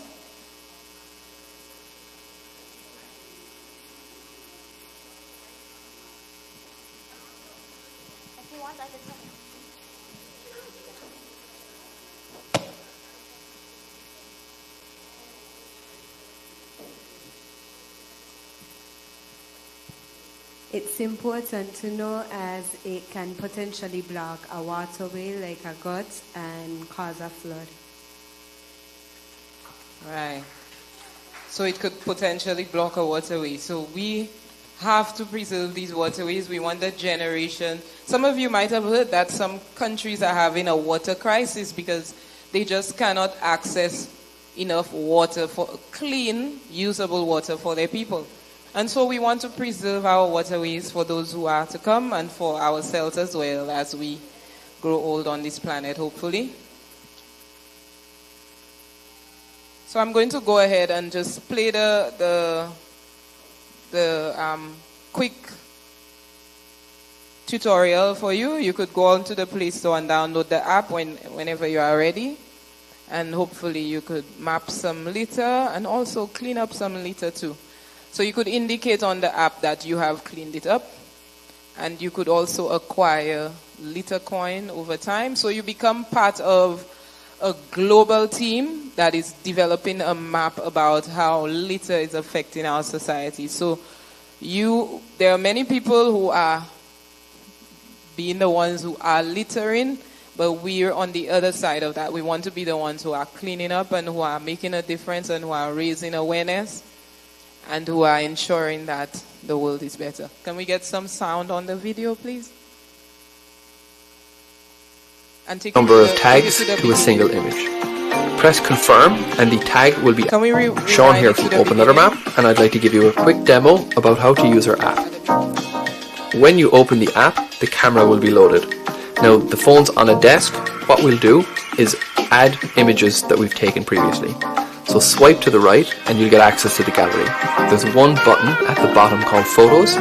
So we'll select this and we'll have an album with all of our geotagged images. So open the album and next we can select the images that we're interested in adding to Open Letter Map. So press done and those images will now be added to your gallery. Select the first image that you're interested in and let's add a tag. So there's two ways to add tags to an image. You can select the category at the top and the bottom list of litter items will change. And you can add any number of tags to a single image. Press confirm and the tag will be added to the image and the next image will be loaded into view.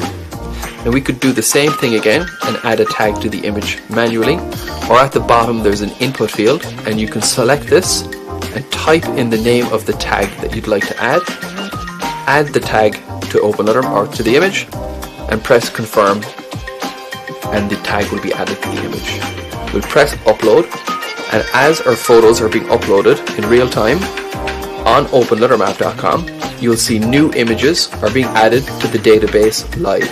And what this is helping us to do is get a live feed of people who are uploading data to Open Letter Map in real time. So Open Letter Map is available for iOS and Android. I hope you'll download it and use it to map litter and help us clean the planet. Thanks for watching. So as you go into the app, you might notice some differences. It's constantly being updated, but the basic tutorial, the basic 3 steps remain the same. You take a photo, you tag the litter, and you share your results. Okay? So these basic 3 steps remain the same. I just wanted to show you a tutorial so you could see how quick and easy it could be done. I hope you're able to take this back to your communities. And just to go through it again for you, you are, by mapping your litter, you're creating data that could influence policymakers. So you could use that data to seek support and funding sometimes for your litter mapping campaigns. You could utilize it to show that, hey, we have a real issue here. Sometimes when persons see the issue on the map, it jolts them into action, and it's different from simply presenting them with words. Okay? It also helps with problem solving. So apart from you within your own plan saying, okay, forget about these 10 garbage bags, it looks like we're going to need 50 of them based on all of the litter that was mapped out here. We're going to need more of this, more. So it helps you to plan before you go to the location. And then when you get to the location, you're able to also update the litter that was mapped so you know how much work you did, how much impact, and it's also something you could share globally. You become part of a global community and you're able to share the excellent work that you're doing. And of course, most importantly, you're ensuring that our planet continues to be a livable space and a happy space for not just ourselves, but for all of the living beings who need to exist on it. All right, so I hope you're able to get on, download the app, and over to Caitlin. She'll be sharing with you some really interesting stuff. Thank you.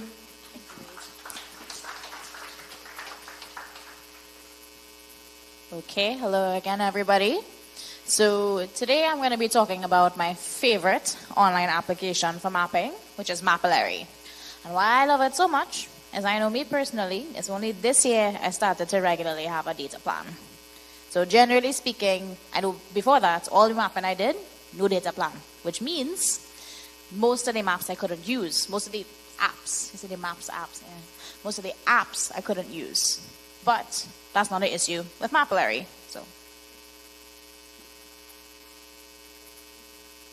Right. So, what is Mapillary? What I want y'all to think about right now is, you ever see online how they be talking about the Google Street cars and all the antics they get up to when they know the Google Street car is coming by, and they can go on Google anytime and see where things are? But notice in the Caribbean, we don't have that. Though I did recently learn apparently Barbados had it, which very fascinating.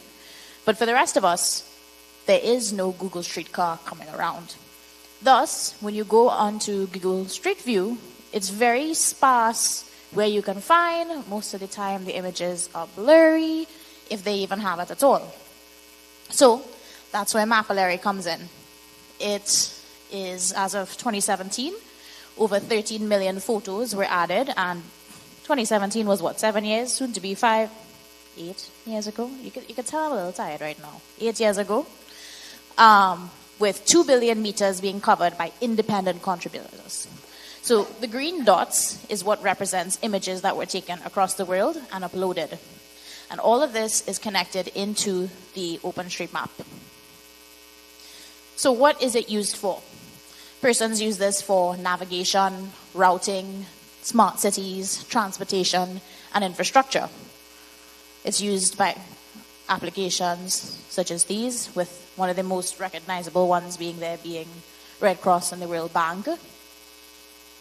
And some examples of those uses were to update imagery quickly and cheaply, document before and after projects, traffic sign inventory cheaply, share data, validate and update traffic data with fresh visuals, support automated data extraction, and delivering aid in developing infrastructure. So I'm going to get into it a little bit more, but basically, once you have it on your phone and you've downloaded it with the internet at home, at school, at work, you can then go out into the field, capture as many images as you want. It will tag it with the location data, store it on your phone, and once you go back home or work or wherever that you have internet, you can then upload it and anyone can see. So these are some examples of how it's been used by persons. So by the UE Mona team, so because this was on Canva before, it's a little jumbled up right now, the layout, so you could ignore that. Focus on the picture.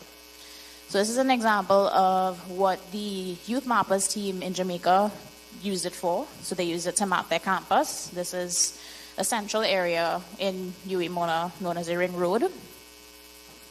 And this was, to the left is what the mapillary imagery looked like before they started to map the campus versus after. So, opportunity for some prizes. Why do you think it would be important to map a university campus? As a student that is trying to navigate, I see a hand, just 2 hands over there, 3 hands. It makes it quicker and easier for new students to come into the campus.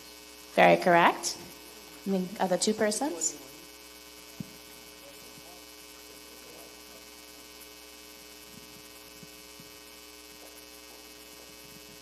Well, I was going to say something similar where new students who's viewing online could acquaint themselves with the campus more and have some sort of visuals as to how it looks like, different locations and so on and so forth.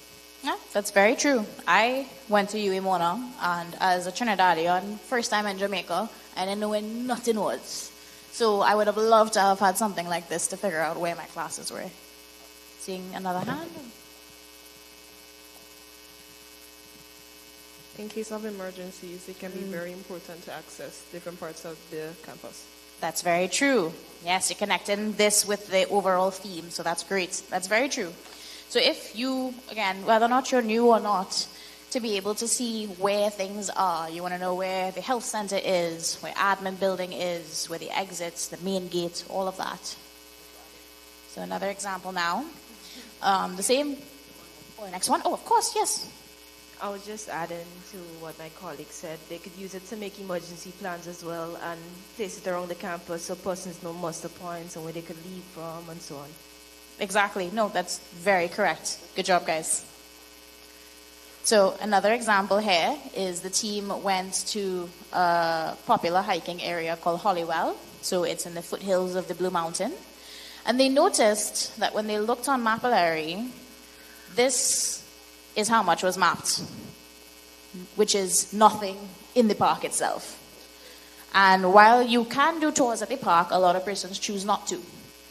So we decided, actually no, before I say, now I want to hear from you all. Why do you think the students thought it would be good to map these hiking trails?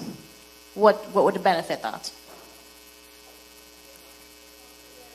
Correct, safety reasons, so that's one reason. There's another I'm looking for. Correct, recreational purposes, and that can tie in as well to tourism. There might be an obstruction. An obstruction? So like a fallen tree or something? Yes, that is correct. That way you can warn other persons. So that's all very good. So you can see the before and after, a big difference. So before where there was no imagery, there's now something that persons can reference. There's also, with tying in with the case of emergency, if there's a search and rescue, or if you get lost, you can have something to reference, see what's familiar. This is another one. The students used it while they were on a field trip to take a picture. It was a karst and coastal geomorphology field trip. So they took a picture of the karst landscape for reference. And now we're going to look at some examples within St. Kitts and Nevis, how Mapillary was used. So we have the Nevis Craft House, which based off of the map, I believe is that way. Y'all can correct me, because I don't know. Yeah, nice. Then we have, so I made this before I came to Nevis, so I just tried to figure out what would be recognizable. So please tell me if it's okay. I can fix my presentation after. So we have the Vance W. Armory International Airport in Nevis. And we have the Windsor University School of Medicine. But you notice all of these images here is from 2016. So you see there's an issue there right away. Because how much time passed since 2016? You think they still look exactly like that? Exactly. So that's where y'all can come in. Y'all can fix that. Update the imagery. So, based off of what I just said, how do you think, and I know you would have talked about this already a little bit, but still I want to hear from some more persons. How do you think Mapillary could be used not just for disaster risk resilience, but as you, as a student, as you have your projects, and just in general for fun, for recreation? What do y'all think would be some benefits? Anybody? Come now, y'all want some free thing? Yeah. Okay. I'm not sure if anyone will be brave enough to say this, but skills like these are excellent for your resume, guys. GIS is the future. GIS, you can make a lot of money with GIS now. It's also, well, geospatial technology in general is very important, and it's a really good skill. So I would say start now and don't stop, because you have a future in this field. So yeah. That is very true. Because as you get older and you start to apply for things, you realize there's a pesky trend of everywhere wants you to have experience. But how am I going to get experience if you will not hire me? So things like this that are voluntary based are great things to add onto your resume, or to add that you know how to use this application. Anyone else like to give a guess? Okay, I know you're tired. I see a hand. Exactly. And not just geography, you know. Wait, I see the next hand in the back.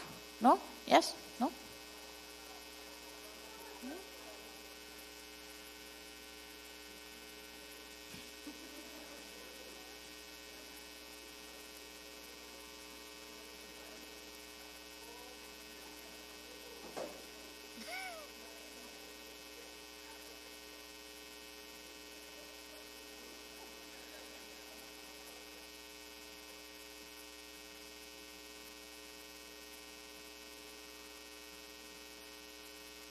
Are we only answering the second part of the question? No, the whole thing. So this is just to give you all several prompts. So it's entirely up to you all, whatever ideas. Remember we said we want to hear from you all. So there are things that you all might think of that we've never thought of. So it's important. So I'm seeing even more hands popping up. We want to hear from you all. Floods hazard mapping. It is important to know where floods are most likely to happen. Yes, that's very true. And by capturing that in space and time, you have a point of reference of exactly what it looked like on that day, at that time. Because memory is not always the most reliable thing. So having it captured in that sense where anyone can reference it is amazing. Next person? Mapillary can also help us to find evacuation points. Yes? I believe there was one other hand. Was that everybody? Any other hands? Yes, okay, another one in the front, the red shirt.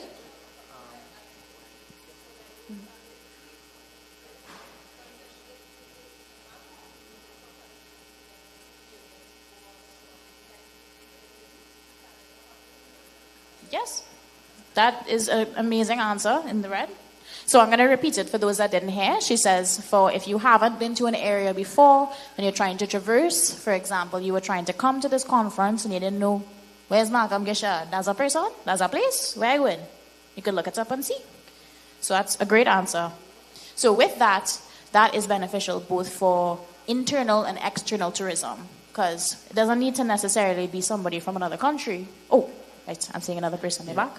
It can help you to find the fastest route to wherever you're going. That is true. That is true. You can get an idea based off of what you're seeing. Like if you notice in every single picture somebody uploaded in an area has a whole bag of traffic, maybe find another route. Maybe. So, yes, you all gave excellent answers. You should give yourselves a round of applause. Good job, guys. I think a lot of great ideas were given there. And to add on to what you all are saying, well, you already answered everything with disaster risk. So I'm just going to add on to the student one, which is, actually, the lady over here tapped in on that. But I want to add to it, it's not just for geography students, you know. So think about it like this. Say you are a biology student, micro or animal biology, whatever it is, and you're studying the distribution of ferns in a park, a national park. You can use your phone then to take a picture of every instance where you see that fern. and how prolific it is, and then track it afterwards. So I don't want you all to think that all of these applications that we're showing to you all now is only for geography students. It can be used regardless of what you do and what you enjoy. There's so many applications of it.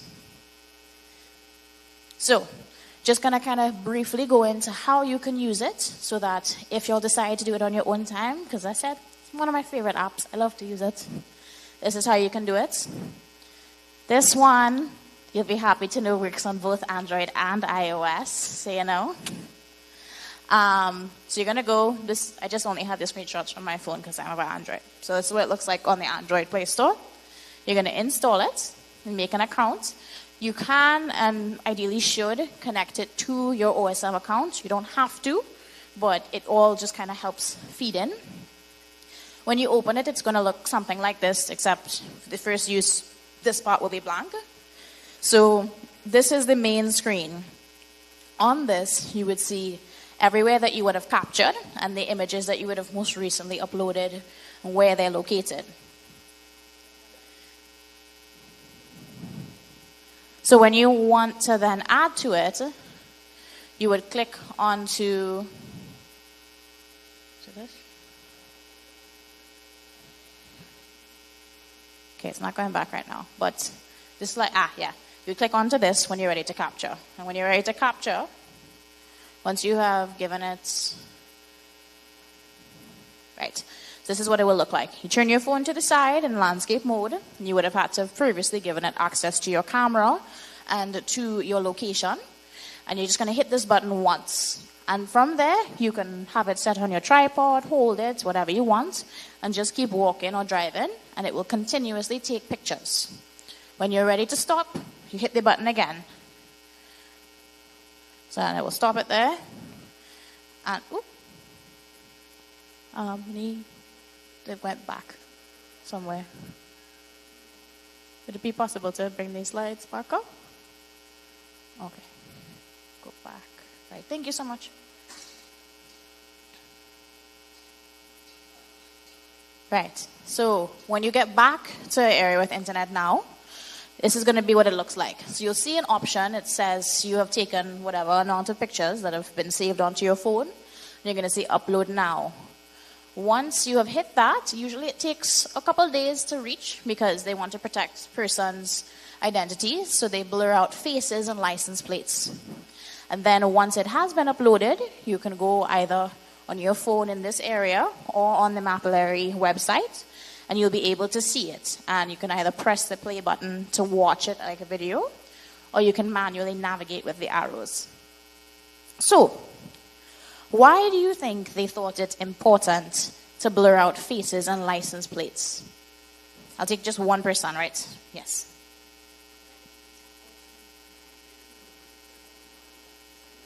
Well, it wouldn't be right because if you're showing the license plates and all those other stuff, those are like personal property. It should be kept private. Yes, you're quite correct. So while we are huge fans of open source mapping, and we will always tell you all information like this should always be available to the people, you have to be responsible when you use open source mapping, and remember it's a double-edged sword. So with everyone having access to it, you want to make sure that what you choose to upload is responsible. So for example, maybe don't take a picture of somebody's house with the door open, the window open, everything open, and everybody could see. And same thing as well, if you're using it to collect research on a proprietary or private project where you know you're going to get in trouble with your boss or your teacher or whoever if the information is given widely, maybe use a different app. Alternatively as well, there is an option through the desktop service if you want to upload pictures that you've taken already. You can do that. It doesn't have to be as you go.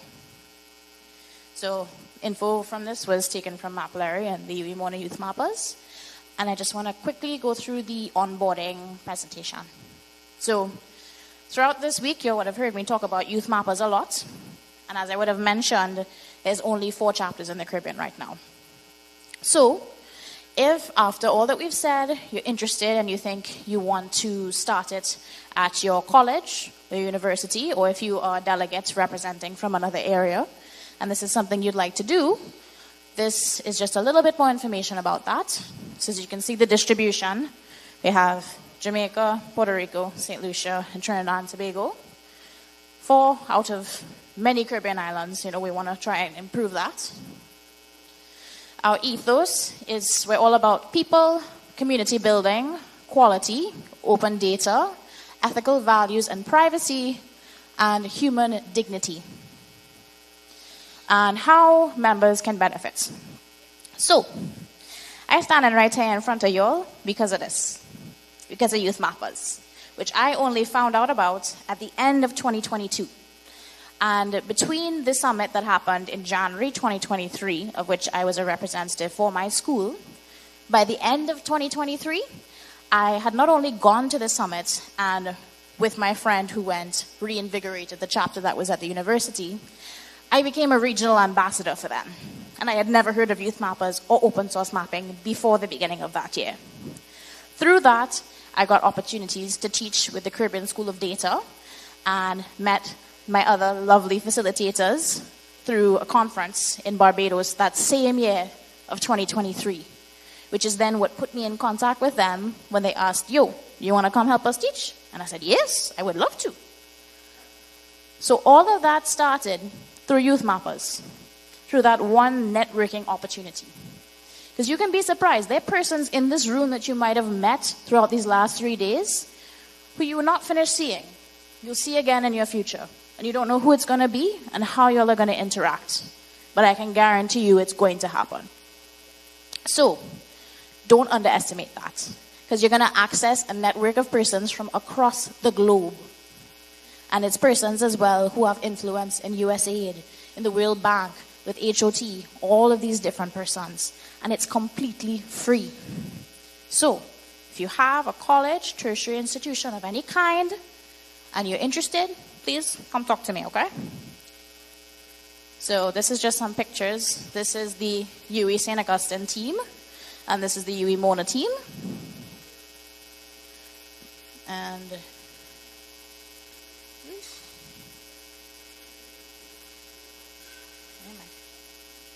we go to the next page, sorry. Right, this is just my contact information. So if you're interested, please contact me. I would have said come talk to me at lunch, but unfortunately I'm leaving at 1 today. So reach out to me, you can take a picture, or just remember who it was that talked to me about this. It was a Trini, and she does map. It's Trini Mapper. Wow, easy to remember. What will be a little harder is the number. Make sure you have the country code. So you could WhatsApp call me, telling you straight up, I don't like texts. Too many things has happened over text. Just call me. So, trinimapper@gmail.com and the number. That's it. So, thank you, everybody. And I'm going to pass you on to one of my teammates. We're going to announce the winners of the Mapathon. So, you want me to go ahead and do it? Okay, cool. Let me pull up my laptop. Where did my laptop?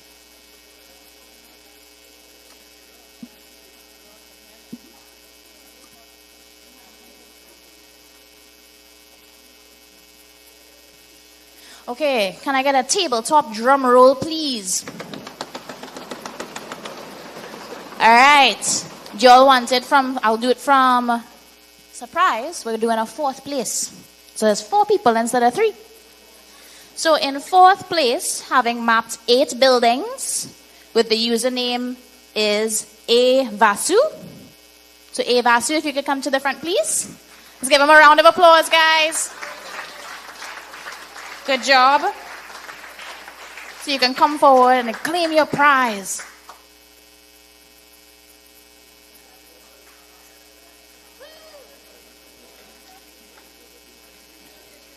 Okay, in the meantime, I'm going to start to announce the others, and they can all make their way forward. So another drum roll, guys. Okay. Having mapped 10 buildings, we have... Okay, it's not a name, so I'm going to have to spell it out. SMGGT1. Who's that? Ah, there we go. Good job. In 2nd place, with 14 buildings, we have Chris SKN. Chris, where are you? You come to the front. Chris? Okay, when he comes back, you can tell him to come to the front. And lastly, in first place, having mapped 28 buildings, we have Melanie Garb. There we go. However, I want to say, regardless of the number of edits, we are very proud of you all. You all had some limiting factors. The internet was giving trouble. It was also a pretty short mapathon period. Usually mapathons tend to be a couple hours long. Also, it's a good learning lesson. Remember how we were talking about the importance of giving the proper username with the right capitalization and punctuation? Well, the vast majority of the usernames that were given to me were actually not found, which means you either gave me the wrong capitalization or punctuation. So that's a good learning lesson, guys. So thank you again, and good job.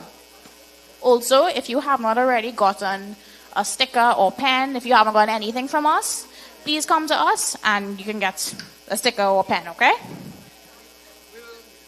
Most likely we'll go around and just hand out, because we're all winners here today. All of you who stayed right through from Tuesday, or those of you who joined us later on, you've been participating, you've been contributing, you've been learning new things. You have won, okay? So give yourselves a round of applause for that. You are fast learners, I must say. We did not have a lot of time with you, but we were able to accomplish a lot because you were so committed to what you came to do. So with that, as I said earlier, we'll be sharing with you a link. So that's the last page of Taskiman. So on the screen, I will share a link that you could go to that link, or you could save that link, or you could scan the QR code so you could get to that drive. And we will be uploading all of the resources. We're still in the process of adding information. Some questions came in today, requests came in, and we're adding in information. So hopefully you go ahead and save the link, scan the QR code on your nearest screen if you need to, and just keep that that link, that access, so that you could have all of the slides, all of the presentations from the last 3 days, okay? Also, we have HOT has a website, so if you want to learn more about HOT or you want to contact us, you could go to hotosm.org, or you could email us at caribbean@hotosm.org as well, okay?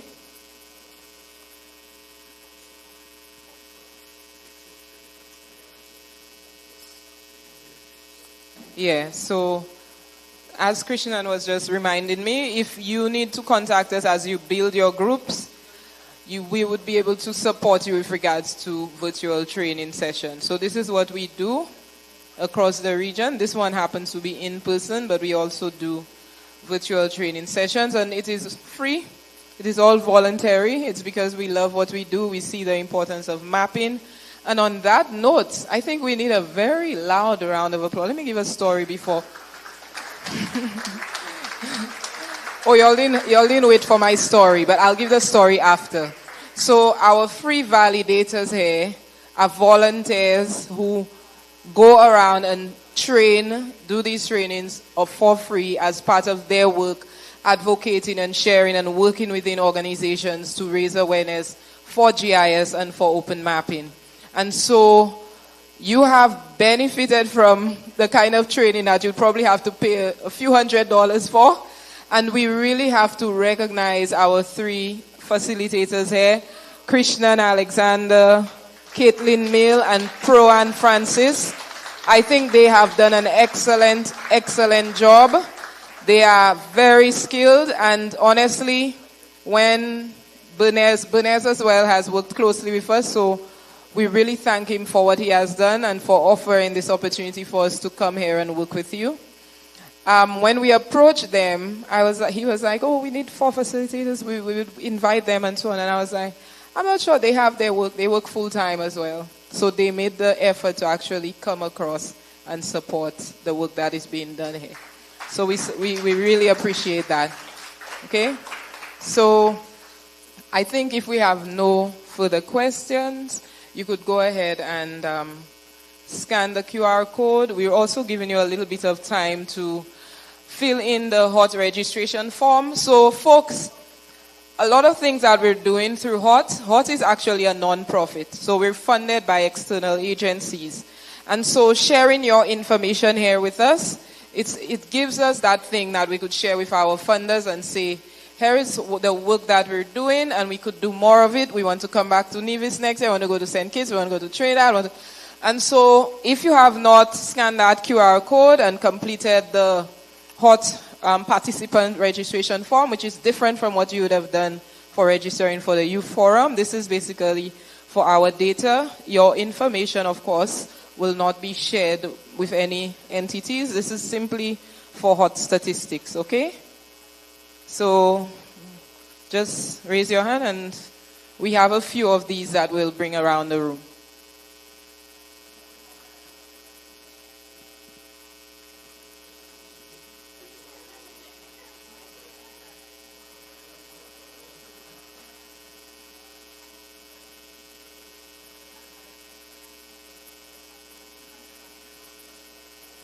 Okay, folks, so I think I mentioned about the OSM community. You learn about one of the communities, which is Youth Mappers, from Caitlin. Another thing we'll be sharing in the folder with you is something called the link to join what we call the OSM Caribbean chapter. So there are OSM chapters across the world. You could probably look at the Wikipedia pages for OSM chapters. There are registered chapters which are registered with the OpenStreetMap headquarters, and there are unofficial chapters across the world which are still going through the process of getting to the point of official registration. So we will share with you the WhatsApp code to join the OSM Caribbean chapter, which is basically those of us who are part of OSM communities across the Caribbean have this group where we come together, we have mapathons, we try to build that group and find spaces for us to work together, share our stories. It's also a place where we're able to share about events and activities. So if Caitlin and the Youth Mappers are having an activity and they want to tell us more about it and we want to join in, then so OSM Caribbean is all about that. OSM St. Lucia, we mentioned, is also represented. It was one of the first OSM chapters. Sorry, is everything okay?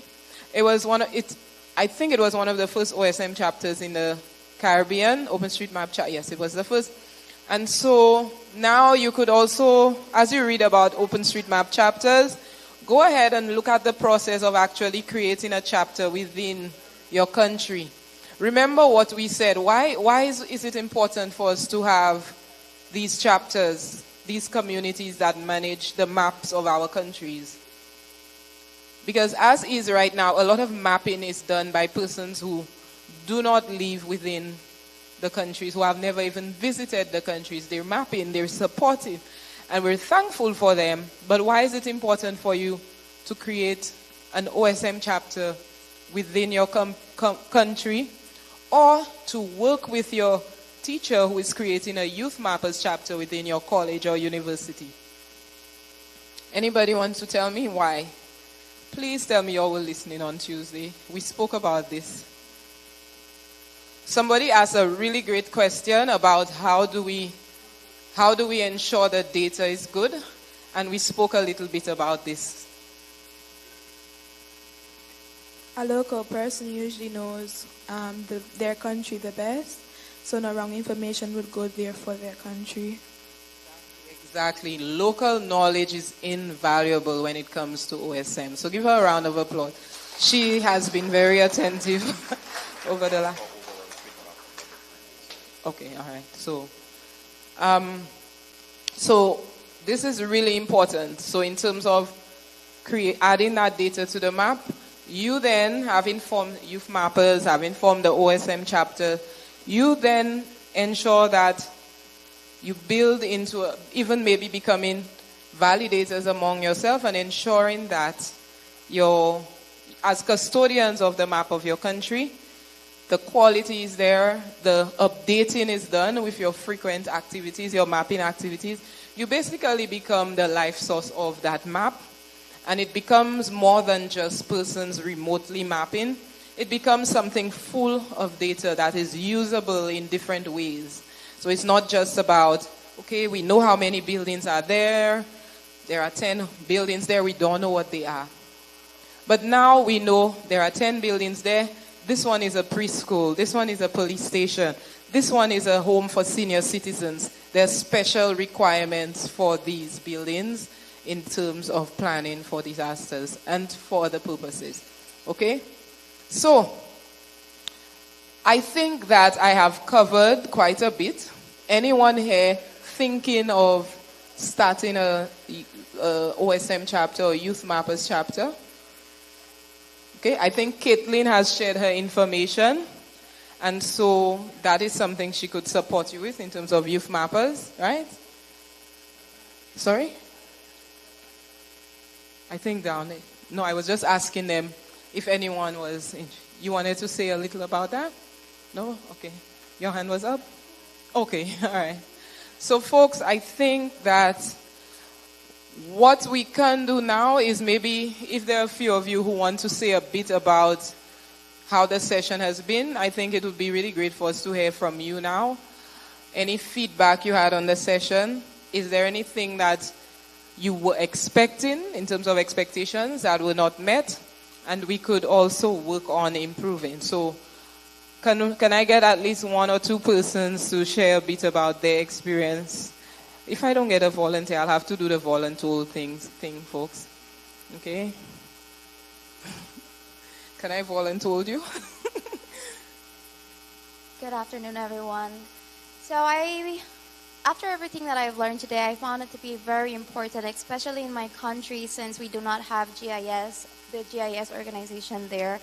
And as a criminal justice student, I find that even gathering statistics on how where most accidents happen in my country, or how to locate marginalized areas and where we can combat these resources and implement approaches in these areas, and how we can use GIS to evaluate and see what steps we can take to mitigate these changes. So I found these sessions to be very, very important. Even though I am not a geology space student or a GIS student, it's important for all of us. And as we had mentioned yesterday, this gives us the opportunity to take back what we learned from these sessions here and take it to our country and enlighten other people with these information. Let them know the importance. Let them know why we need to advocate for more of these sessions and these conferences around the world. Why we need to go in other Caribbean countries and teach these programs.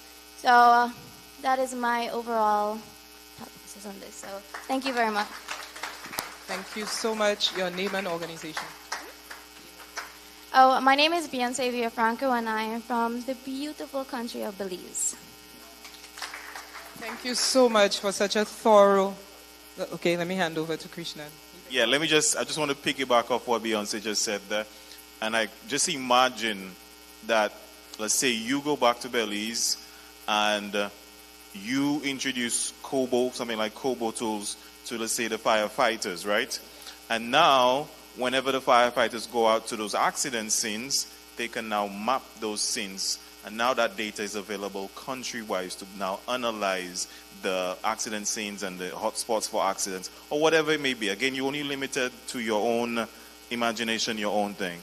But introduce that to whichever field, and let's get, relevant data. So that's very good. You can, again, reach out to HOT for assistance in training persons when you get there. So I'm liking what I'm hearing. Anybody else? Thank you. I have to volunteer somebody again. Folks, this is why I got called bossy as a child. I don't like to volunteer. I'm going to have to do it.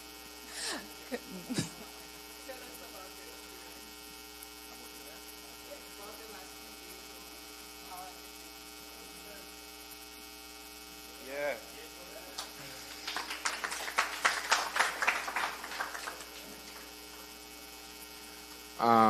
My experience from the last 3 days was quite pleasant, not gonna lie.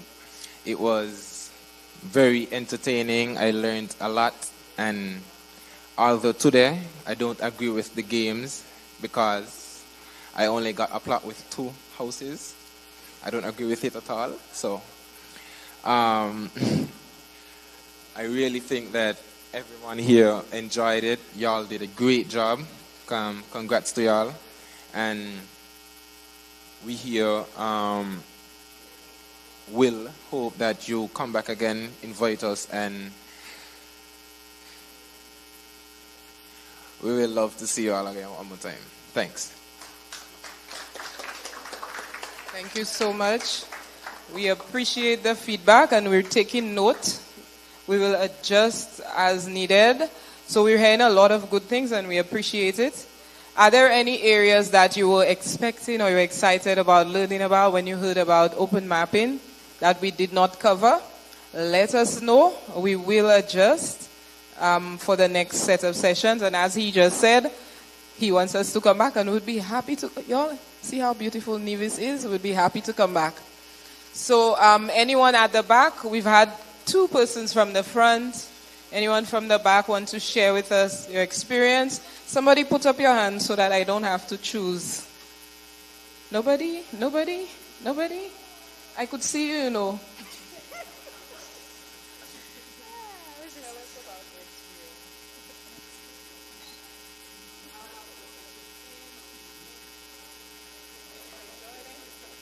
The sessions have been informative. I've learned many new things that I didn't know before. I have enjoyed most so far, but I will say my bias is Caitlin's presentations. I just love her energy.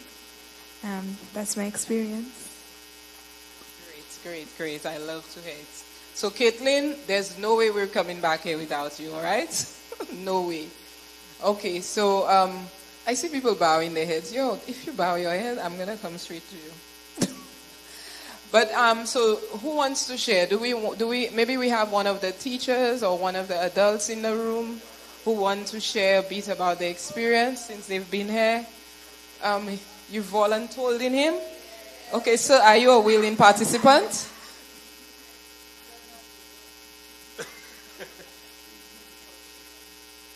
I support statement said already. Yes, the sessions were very informative, full of life. Yes, I am biased to Caitlin also. I'm sorry. Yeah. The interactive approach is something that a lot of the students really enjoyed, especially with the mapping. And next time, when you're back, remember, we live St. Kitts, so send over the invitation because we'll be back. We will be back. Or maybe we will do it in St. Kitts next time. I don't know how the persons from Nevis will feel about that. Leave it in Nevis? Okay. You love the location. Okay, good. Leave it in Nevis, but they will come back. Great. So we ensure that we extend an invitation. All right, so I know I volunteered a few persons, and I think it's right around time for us to wrap up this session, allow you some time to close off your mapping, and we'll be going around the room and just handing out, I think we already did that, handed out some items to all of you. Those of you who are still not logged off of the tasking manager, please do so. Those of you who have not registered, we're allowing you the extra time before lunch to do so as well. If you did not get a chance to scan the QR code to get access to the drive with all of the information, please let us know so we'll ask them to keep it up on the screen for the next 15 minutes or so. And again, as we love to say, happy mapping. Can I hear it from you? Oh, that's not good enough. Let's do it on the count of 3. We want the people on the other side of the island to hear us. Okay, 1, 2, 3. Happy, right.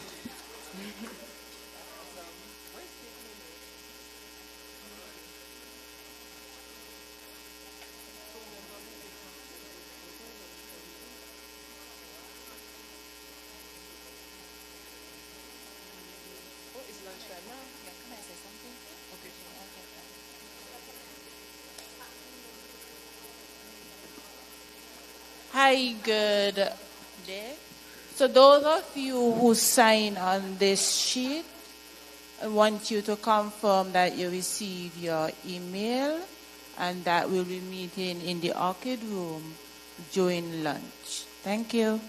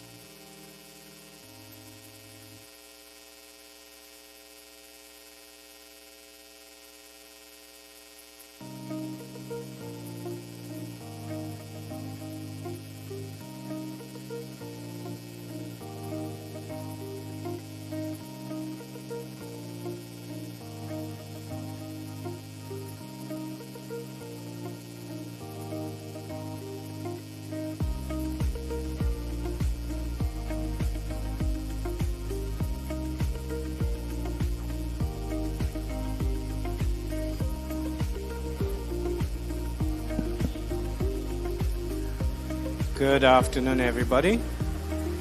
We would like for you to be settled in 5 minutes, but I'm going to ask all those in the back here to move forward because we may not have enough space in the front for everybody.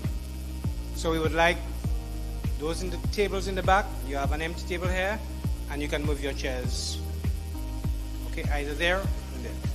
Okay? Here? Where are they? They were here this morning? Oh, they were sitting here? Okay.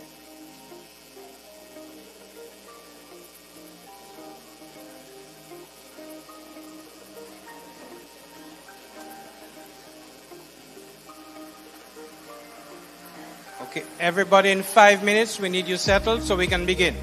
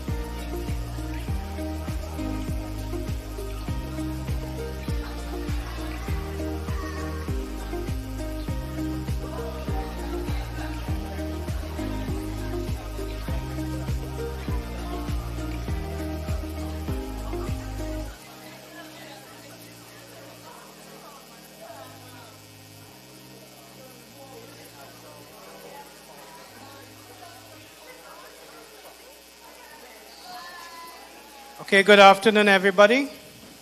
We need for you to settle down, please.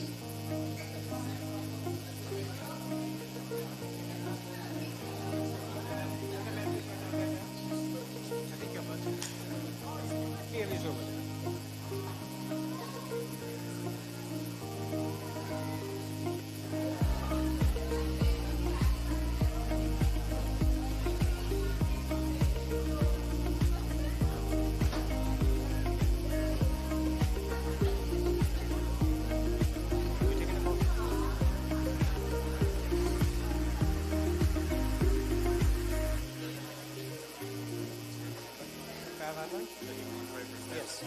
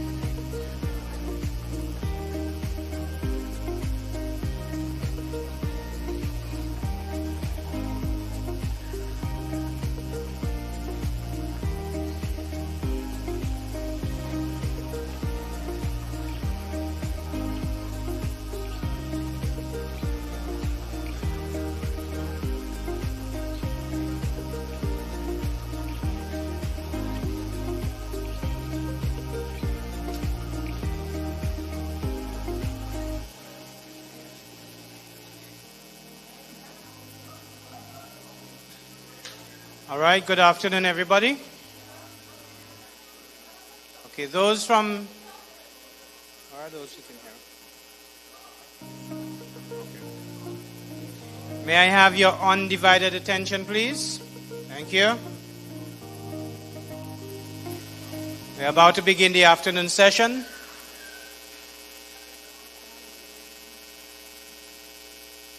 All right. We are delighted to have with us from the University of Guyana, Professor Paulette Bino, and we will also have a presentation from some persons from the University of the West Indies, affiliated from the Global Campus and University of the West Indies. So they will introduce themselves to you in a bit, but it is my pleasure to introduce to you Professor Paulette Bino. She has approximately 24 years of professional accomplishments as an interdisciplinary trained environmental specialist who teaches graduate courses in community disaster risk management, environmental impact assessment, environmental research methods, and environmental resources policy. Her research interests include natural resources and environmental policy, sustainable livelihoods, climate change, and environmental education. Students, thank you. Professor Bino holds a PhD in geography from the University of Sussex, UK, an MPhil in environmental education, University of Bradford, and a BA in geography, University of Guyana. In 2015, the government of Guyana awarded her the Golden Arrow of Achievement for contributing to environmental education, training, and research that informs policies on natural resources management.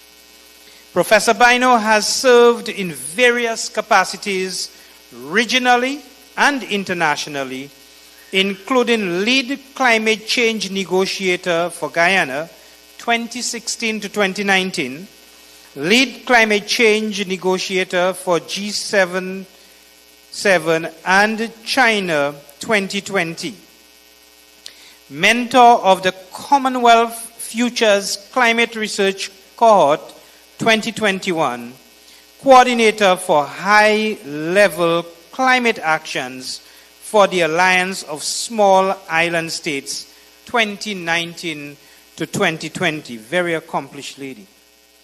She is a member of the Science Panel on Amazon, the Global Water Partnership International Steering Committee, and the Pool of Experts for the World Ocean Assessment 3.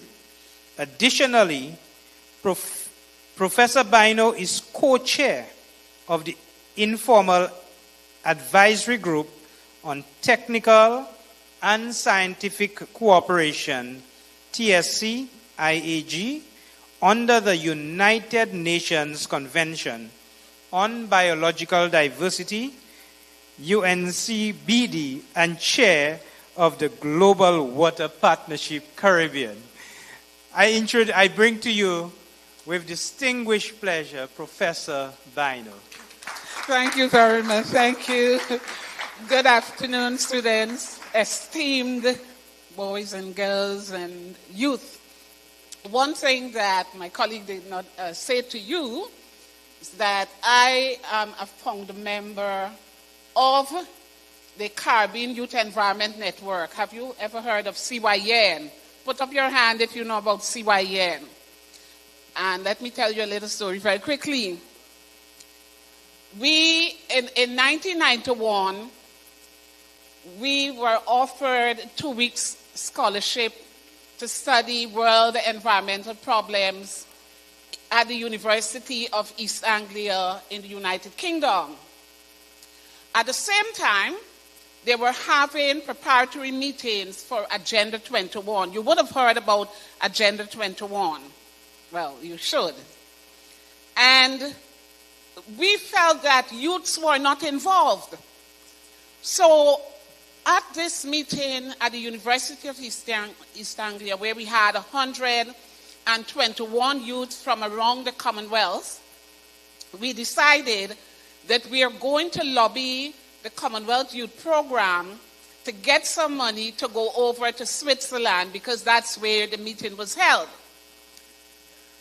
Boys and girls, the only support we could have had were the plane tickets. So we flew to Geneva, And we were given 5 minutes to speak at this preparatory meeting. But we tried to emphasize that it was important to include youth in Agenda 21. If you look or if you Google Agenda 21, you will see that chapter 25 talks about youth. And it's really a sacrifice that we made because we were all living in a nuclear bomb shelter in Switzerland, 100 feet below, very dark, no heating.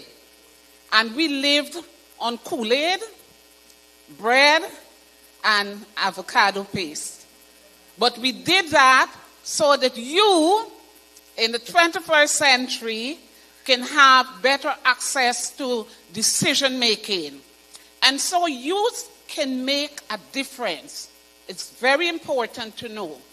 You're not victims, but you are agents of change. Can I hear you say, I am an agent of change? I'm not hearing anyone from the back. I am an agent of change. And that's important to know because we're talking about disasters. In St. Kitts on day 2, I talked about the need, in fact, I underscored the need for us to stop talking about natural disasters. They are natural hazards. And when hazards come into contact with vulnerability, poor socioeconomic conditions, and poor capacity, we can have disasters that overwhelm us. But if we build our capacity, then we will not be talking about natural disasters all the time. And this is important for youths to understand, because if you just talk about natural disasters, you start off with a sort of psychological depression that it's natural. I can do nothing. For some people, they feel it is God's way of speaking to us. And so we can do nothing. But I can tell you today that there is something that you can do. I want to focus on possible career paths in the field of disaster risk reduction / climate change. And just to tell you a little bit about what happens at the University of Guyana and some of the very critical interventions we have made and the students who have benefited, the graduates, and to give you a sense of where they work.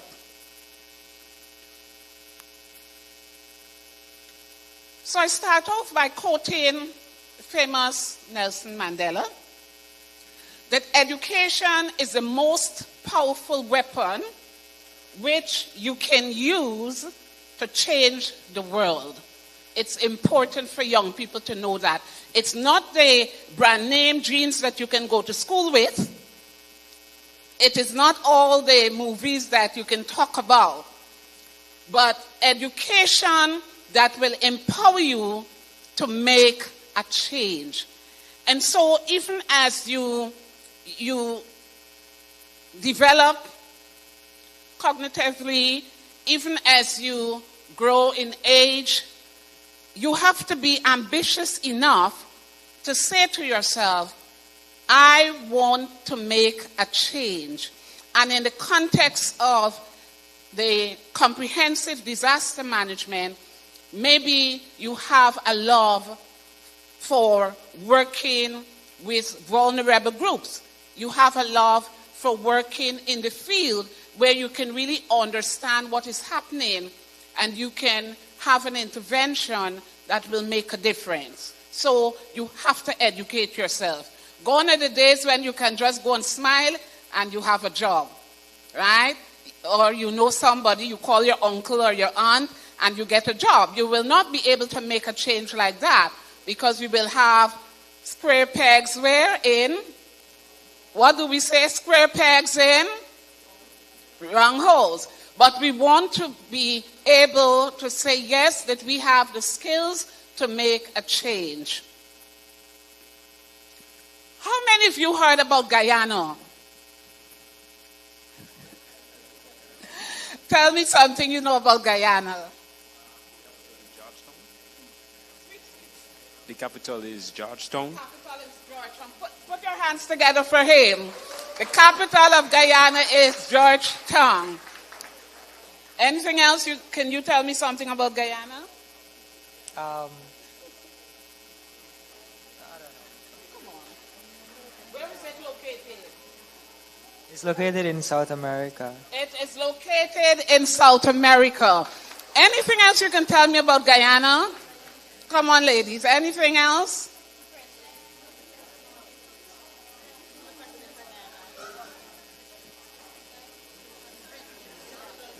It's a beautiful country. It's a great country. Diverse in its ecosystems. Thank you. Final year at university. I was about to ask if you're saying it's beautiful because you know we have oil. Right. But one thing else I wanted to hear is that Guyana is the only English-speaking country in South America. The only English-speaking country in South America. So, at the University of Guyana, okay, listen now. At the University of Guyana, for our graduates who want to have jobs in the field of disaster risk reduction, disaster management, or anything related to climate change, they would have to first have a first degree, because what we offer is at the master's level, the graduate level. I want to give you a sense of what that program looks like. So you can see that we have several courses in year one over the 2 semesters. So you have climate change science and modeling, just an introduction. You have disaster risk management in the Caribbean. You must do research methods, communication, ethics, and scientific writing. Because when you want to write about hazards, when you want to write about climate change impacts, I always say to my graduate students, you're not writing for the newspapers. Because sometimes what happens, you read an article and it is so much emotionalism in it. And so you get scared. And you're thinking, what's the point? I can't do anything. But if you do the courses to understand the science and also to be able to articulate that in a way that everyone can understand, then you see in the education process what we do, we move from awareness and knowledge to action. So we always talk about awareness to action. And if you're going to be agents of change, then you're not only aware of something, but you have to have the qualification. The other thing that we talk about for our program is that our students must have problem-solving skills. On Tuesday, I talked about exam memorizers. How many of you like to cram for exams? Come on, be honest. So, when you cram for an exam, it's like you're doing the program for a certification. So imagine you can have a distinction in something, but after 2 weeks you forget everything because you cram for it. And you say, wow, I got an A. But you don't remember anything. Because what you do, the day of the test, you ask your friend, tell me, am I saying this thing right? What is climate change? Tell me if I miss any word. And so and you go into the exam and you just write that without an understanding. So what we do in our programs, boys and girls, we and youth, we really try to ensure that our students not only have the knowledge, but that they have the application skills. Because when you go into the real world, they're not going to say, define climate change or define disaster risk reduction. But maybe you have the flood there, and you need to understand, what do I do to mitigate it? So you can't run back and look at your notes that you would have got during some lecture. Okay? We also have GIS, Geographic Information Systems, because importantly, when we talk about hazards, when we talk about disasters, locational vulnerability is critical. Where are you located? Lowland, there's a flood, you're in problems. If you are exposed to the hurricane belt, you are in problems. So then if you want to make a change, then you have to advocate for us not to locate homes where the exposure is greater. Do you understand what I'm saying? Because if you put people in areas of exposure, then how can you say to them, build resilience? You allow them to be in a vulnerable space. So importantly, we want to understand those issues. Now, I teach this particular course, Climate Change Policy and Negotiation, which is a very exciting course because the students, they do a lot of role play. Last year when I taught this course, students became the chair of the G77 in China. They became the chair of the Alliance of Small Island States, and they had to make some statements. So everybody in the classroom became members of the United Nations countries, and we listened to the students. Okay, so they talk about climate finance, they talk about climate change adaptation and all of that. I'm just giving you a sense of some of the courses that we do. Climate change impacts, mitigation, and adaptation. Very important, because within the Caribbean, at one time we used to talk about climate change adaptation alone. But we have to also talk about mitigation. Can you tell me one sector that is important when you talk about climate mitigation? Which one? No, one sector. Forestry, what else? Energy, right? Energy is important because, as you know, when we talk about climate change, we're talking about fossil fuels and that sort of thing. Okay. In year 2, they do statistics, environmental research methods, community-based disaster risk management, emergency planning and management, scientific demonstrations, and of course, environmental leadership. And for youth, leadership is key. Leadership is key. So, who are the graduates? The age range, as you can see there, between 27 to 44, because you know I'm talking about the postgraduate level, the MSc level, not the undergraduate. So the undergraduate level, you have people who come in are 16 years old, 17 years old, like some of you, but that would be for the first degree. And we don't offer specialization in climate change or disaster risk management at the undergraduate level. The younger respondents, they emphasize career growth and skills acquisition, while the older ones talk about application of knowledge. And as you can see, the program caters to a broad demographic and attracting individuals that have different professional experience and so on.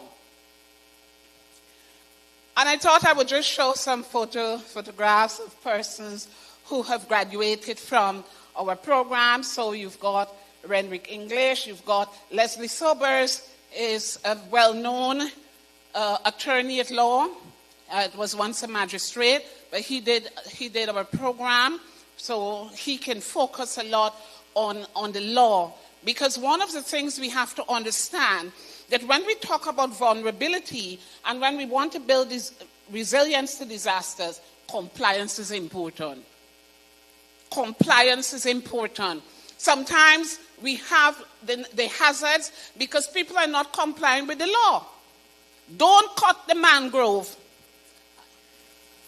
I will wait until it's night, and when no one is looking, I'm going to cut the mangrove.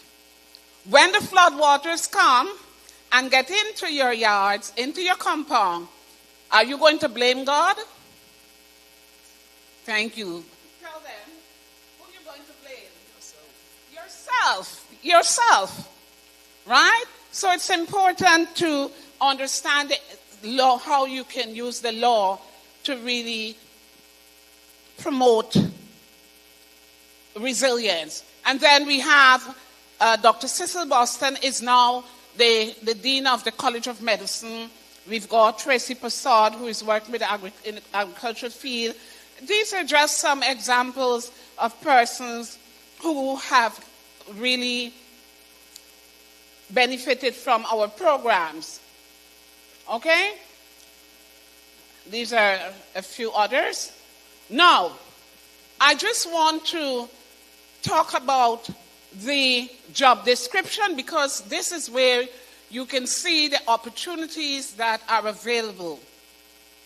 When you do this MSc in disaster management and climate change, you can have a job that's related directly to disaster management, where you're coordinating disaster preparedness and response efforts, you're advising government officials. That's a big job. Imagine you with your briefcase going to work, or your purse, you're going to work, and then you know the Prime Minister calls on you, and you have to give some sort of advice. Again, you can't run for your textbook. You have to know. So the skills are important. The knowledge is important. And this is not what I've read. This is what graduates have told us that they're actually doing. So this is real-world application. Environmental compliance. Complying with the environmental regulations, very important. Conducting impact assessments. You tell developers not to build in a particular area. They said, we want to build there, maybe it's tourism, we want to put some resort in a very vulnerable area. Well, what would be the mitigation measures? What kind of investments you will have to ensure that you have to avoid any sort of vulnerable condition? So environmental compliance is important. We also have students who've graduated and they work in research and policy development, designing research proposals, analyzing data, and influencing policies. Very important. We also have those who have had jobs in relation to technical support, where in urban areas for specific government agencies, they are helping with the implementation of disaster-related programs.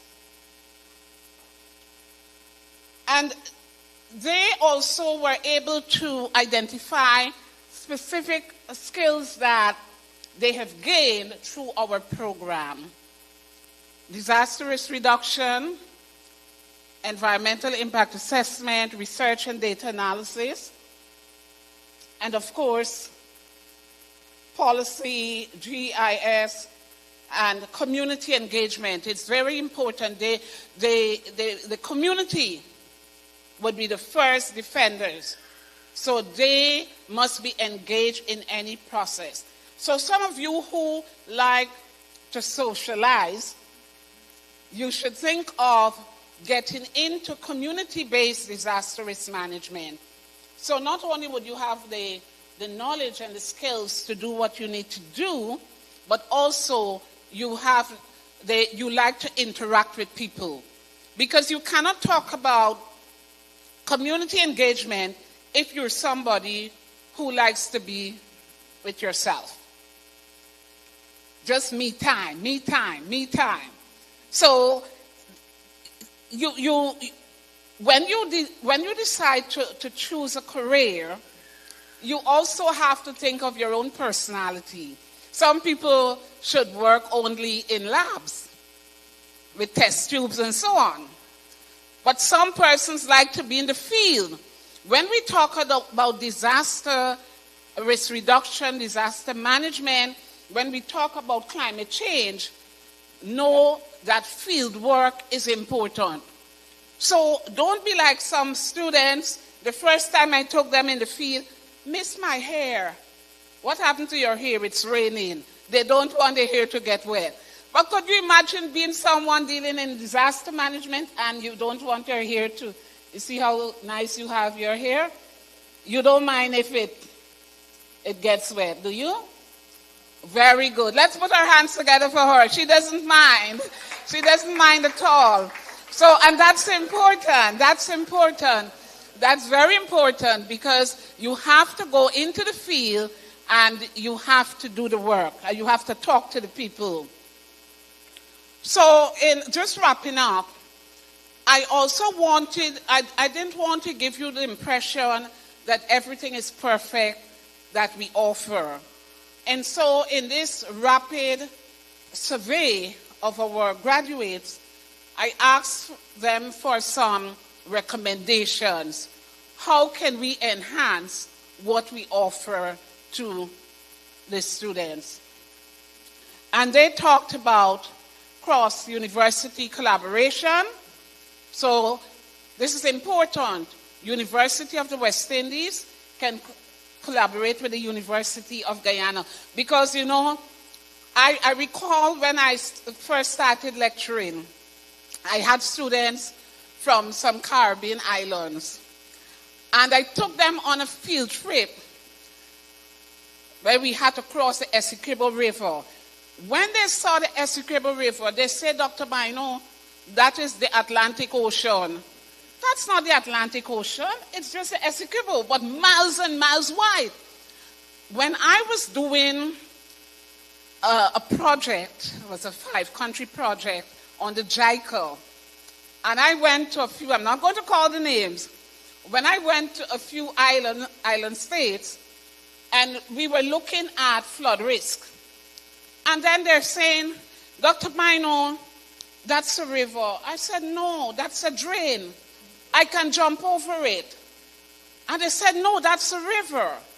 So, importantly, if you want the exposure, I think that the cross-collaboration between universities would be good. So that when we talk about floods, in the island states you have flash floods, but in Guyana, it would be the slow onset, the slow build-up. So it's totally different. It is totally different. And with CSME, when you are a graduate, you don't have to say, okay, I just have to work in my country. You should be free. You should be free to work in any country. I'm not asking you to leave your country, but I'm just saying that there's a possibility for you to work across countries. Of course, enforcing timelines. And this is important for all young people. When you have projects to do, and you would have known this from your SBAs, when you have projects to do, you do your field work and so on, you have to analyze your data, you have to write the report. Don't say that you have time. Time and tide wait for no one. You need to be very, very strict, very efficient with the use of your time. They also, okay, so apart from that, they talked about more field work, if they can have more field work, and that is very important because I said it is about application. So you have to be in the field. If you're talking about community-based disaster management, you can work with communities, community-based learning. So in wrapping up, the point is that there are many, many career paths for anyone who is going to specialize in climate change or climate science and disaster risk management. So you don't have to say, if I were to embrace this career, if I were to go after this career, I would not have a job. You will have a job. And some of our graduates, they work in other countries. We've got persons who work with the Civil Defense Commission, that is like the National Disaster Office in Guyana. We've got persons who work outside of Guyana in the area of disaster management. So I want to encourage you to be very open-minded, to be able to explore things. Think outside of the box. I want to do this. No, think outside of the box. Give yourselves a challenge, because remember, you are agents of what? I can't hear you. You are agents of what? Change. Thank you very much.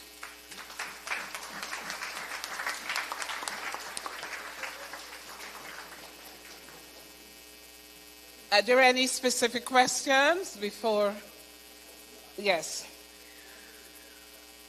Do we have a microphone in the back, or you're going to give me some exercise to do now?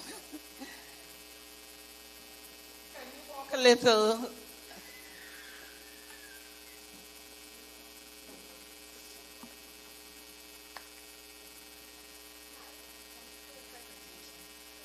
I saw that there's a mandatory placement with the CDC, and there's also one with ExxonMobil. Are they the developers for the oil industry in Guyana? Okay. What if you're morally opposed? Okay. It's not a mandate. Let me explain. No, it's not. It's recommendation. The students are saying that there should be mandatory sort of job attachment, and they were suggesting two. One being ExxonMobil. And the reason why they're saying that is because of the oil spill problem. That's a big thing that people are talking about in Guyana, the probability that there's an oil spill. So the students are saying, if we're going to talk about emergency response, at least let us go there and do some job attachment. So it's not mandatory in our program. These are recommendations by our students. Okay? So what is your point? You're saying that you can oppose it.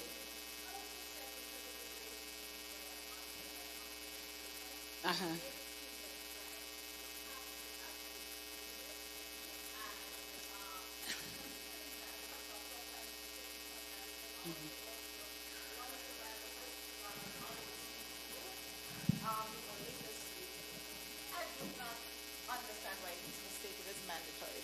Yes, so it was under the recommendation of the students, the graduates, that there should be mandatory attachment, and that possible places that our students can be attached to would be ExxonMobil and any other. Okay, so it's their recommendation. It doesn't mean the university has to do it, but I wanted to share what the students are recommending. So your point is well taken, and I can tell you that civil society is they're very alive and very visible when it comes to oil and gas issues in Guyana, because you can see it on the internet. All right, so I can understand the issues that you've raised. Any other question?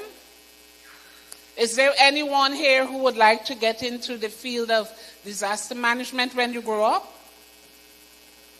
No. Why? You want to be what? A neurosurgeon. Let us hear you. A neurosurgeon. It's all right. Every job is important. Is there, before I pass the microphone to someone else, is there anyone who would really like to get in the field of disaster management? No? Are you afraid? You? Do we have any takers? Yes, okay, let's go here quickly.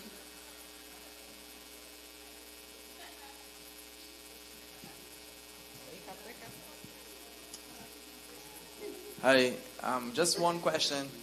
I'm not interested to join the disaster management working space, but I'm into climate and stuff. Just one question. From your perspective, there's a lot of conversation around the development of oil and gas in Guyana. And naturally, there's the discussion around the balance between climate and economic enfranchisement. So from your perspective, how, as young people, we could advocate for that balance, that key balance? Because naturally, you have to economically empower, enfranchise our people, but naturally, then you still got to focus on climate. Very, very good question. Now, it calls for a whole lecture, but I'm going to summarize. One of the things that I always have to remind people of is that we have to discuss climate in the context of sustainability. If you have not done it at high school, I just want to introduce it to you that when we talk about sustainable development, we're talking about development that meets the needs of the present without compromising future generations from meeting their needs. If you did Cape Environmental Science, you know that, right? Now, one of the important things to note is that sustainable development does not start from a baseline of poverty. So a country that is poor, or 1/3 of the people maybe live under the poverty line, it would not be fair to them to say stay in this socioeconomic condition. Because when we talk about sustainable development, we're talking about ecological sustainability, we're talking about social sustainability, and we're talking about which other one? Economic sustainability. So the three pillars should be together. When it comes to the oil and gas industry and a just transition, it would be unfair to say to Guyana, leave the oil in the ground. Nobody's going to do that. However, within our national determined contributions, the energy sector must focus a lot on renewables so that you can have a sort of trade-off. Apart from that, 87% of Guyana, for those who don't know, is forested. And we would have been collecting a lot of money we would have collected already a lot of money from the government, from the Kingdom of Norway, because of our standing forest. So forests play a very important role in the carbon cycle, as you know. So when I've done some calculations with two friends, if you go into Google Scholar, you will see my 2024 publication on that, and showing that even though Guyana is into oil and gas, Guyana can still boast of being a net sink carbon country. Okay? So at the moment, yes, but it's important for us to use proceeds from the oil to help us to adapt to climate change, and also to promote renewable energy that will help to offset some of our carbon footprints from the oil and gas industry. So a very important point. Thank you very much. Okay, I've taken up a lot of time, but thank you very much for the opportunity. Thank you.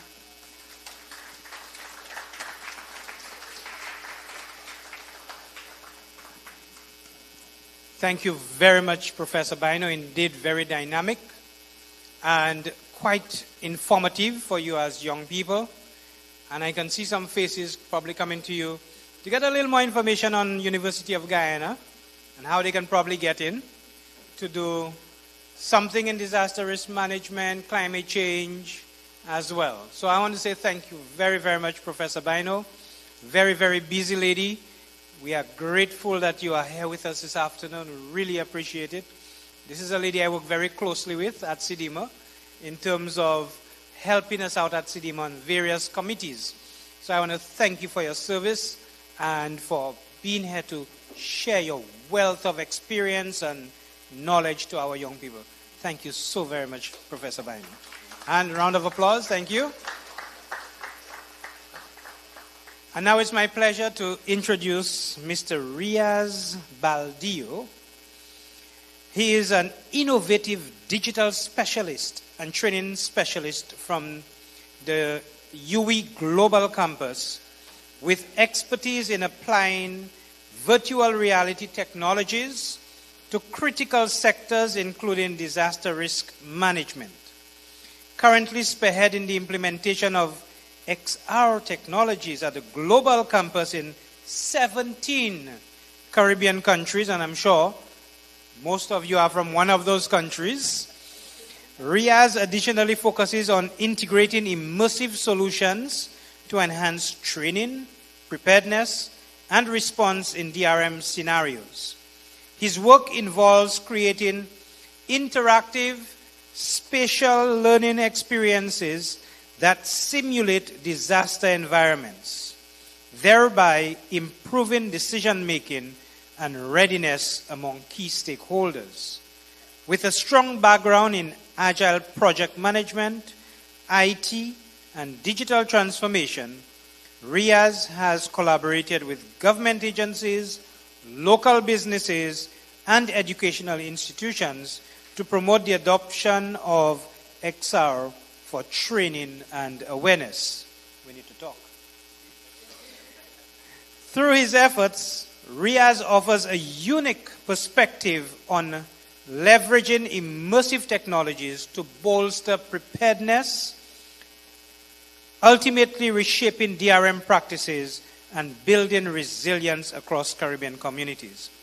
Riaz is currently completing his Doctor of Education in Teaching and Learning with Emerging Technologies, with a focus on using virtual reality in Caribbean schools. So we definitely need to talk.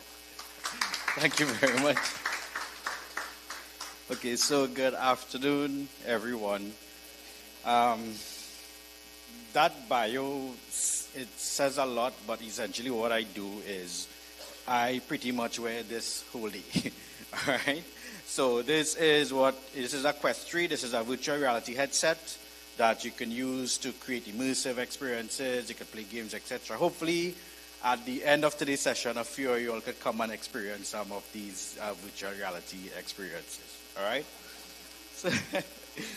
So I won't be too long. I try to be as engaging as I can. I know it's after lunch, and, in Trinidad, where I'm from, after lunch is usually a time to take a nap. But I hope I won't be too long, and I hope the presentation is engaging. So my presentation is all about the importance of youth engagement in disaster management and disaster risk reduction. Now, I'm pretty sure for the past couple of days, you're all hearing, you are the future, and you need to bring change, and you need to correct something that you essentially inherited. So the youths of today essentially inherited this climate crisis. So you got a world with rising climate disasters exacerbated by years of unsustainable policies, but we as youths are expected to fix what we didn't cause. And every time you hear, well, we are supposed to fix this, most youths have this, young people after being demanded to fix a problem, like, bro, really? And oftentimes you hear policymakers saying, well, the youths need to do this and the youths needs to do that. So I have this different take on building on what Professor said, but kind of deviating a little slightly, because before, when I was young, the ask was start to look at climate change, start to look at sustainable housing, etc., agriculture, etc. But now it's kind of demanding. So government agencies expect us as youths to say, listen, let's solve all the problem with innovation and all these things. But there are three key areas such as sustainable solutions, policy change, and capacity. And in the CDM conference, almost every day I'm hearing the word capacity, that I probably start to dream about capacity when I'm sleeping. But there is more, because oftentimes you get a lot more persons every year when this paper published or that paper published. You get more requirements or more requests from the youths. But I'm sure most of you all may heard about the COP situation, where globally, we ask for $1.3 trillion to kind of mitigate some of these issues, but we only got the green amount, which is 300 billion globally. So that means any ideas we had in the Caribbean in terms of accelerators or learning labs or these kind of things, it essentially, listen, we have no money, which most countries probably sing. So again, we've gone back to the same situation. What you want us to do, because you expect us to do so much, but every time the youth and youth programs come for funding, we get, you have no money from different governments. There's also the region's tourism economy, because every year we get earthquakes, and a Category 5 does not care about your GDP. If there's a Category 5 hurricane, whether you're in Florida or you're in St. Kitts, here what? It coming. But most times the larger states, they have the funding to cover these things and, build back better, as they say. But we in the region, every year we build back, we have to build back the same because we have no money. But climate change is not our cause, but we feeling the symptoms of it. Then there's also the politics, where traditional politics in the region among youths has declined globally. Because I'm sure the youths in the room here, like, anytime you hear about politics or election time, you're like, roll the eye and like, bro, different party, same thing. All right? But what we need to do as youths, we need to start to advocate more. So grassroots movements such as your community groups and your online groups, etc., have become the preferred platform for youth engagement. Now, every time, again, you ask for funding, government always have some project they need to fund, but the youth programs are always cut back because for some reason or the other.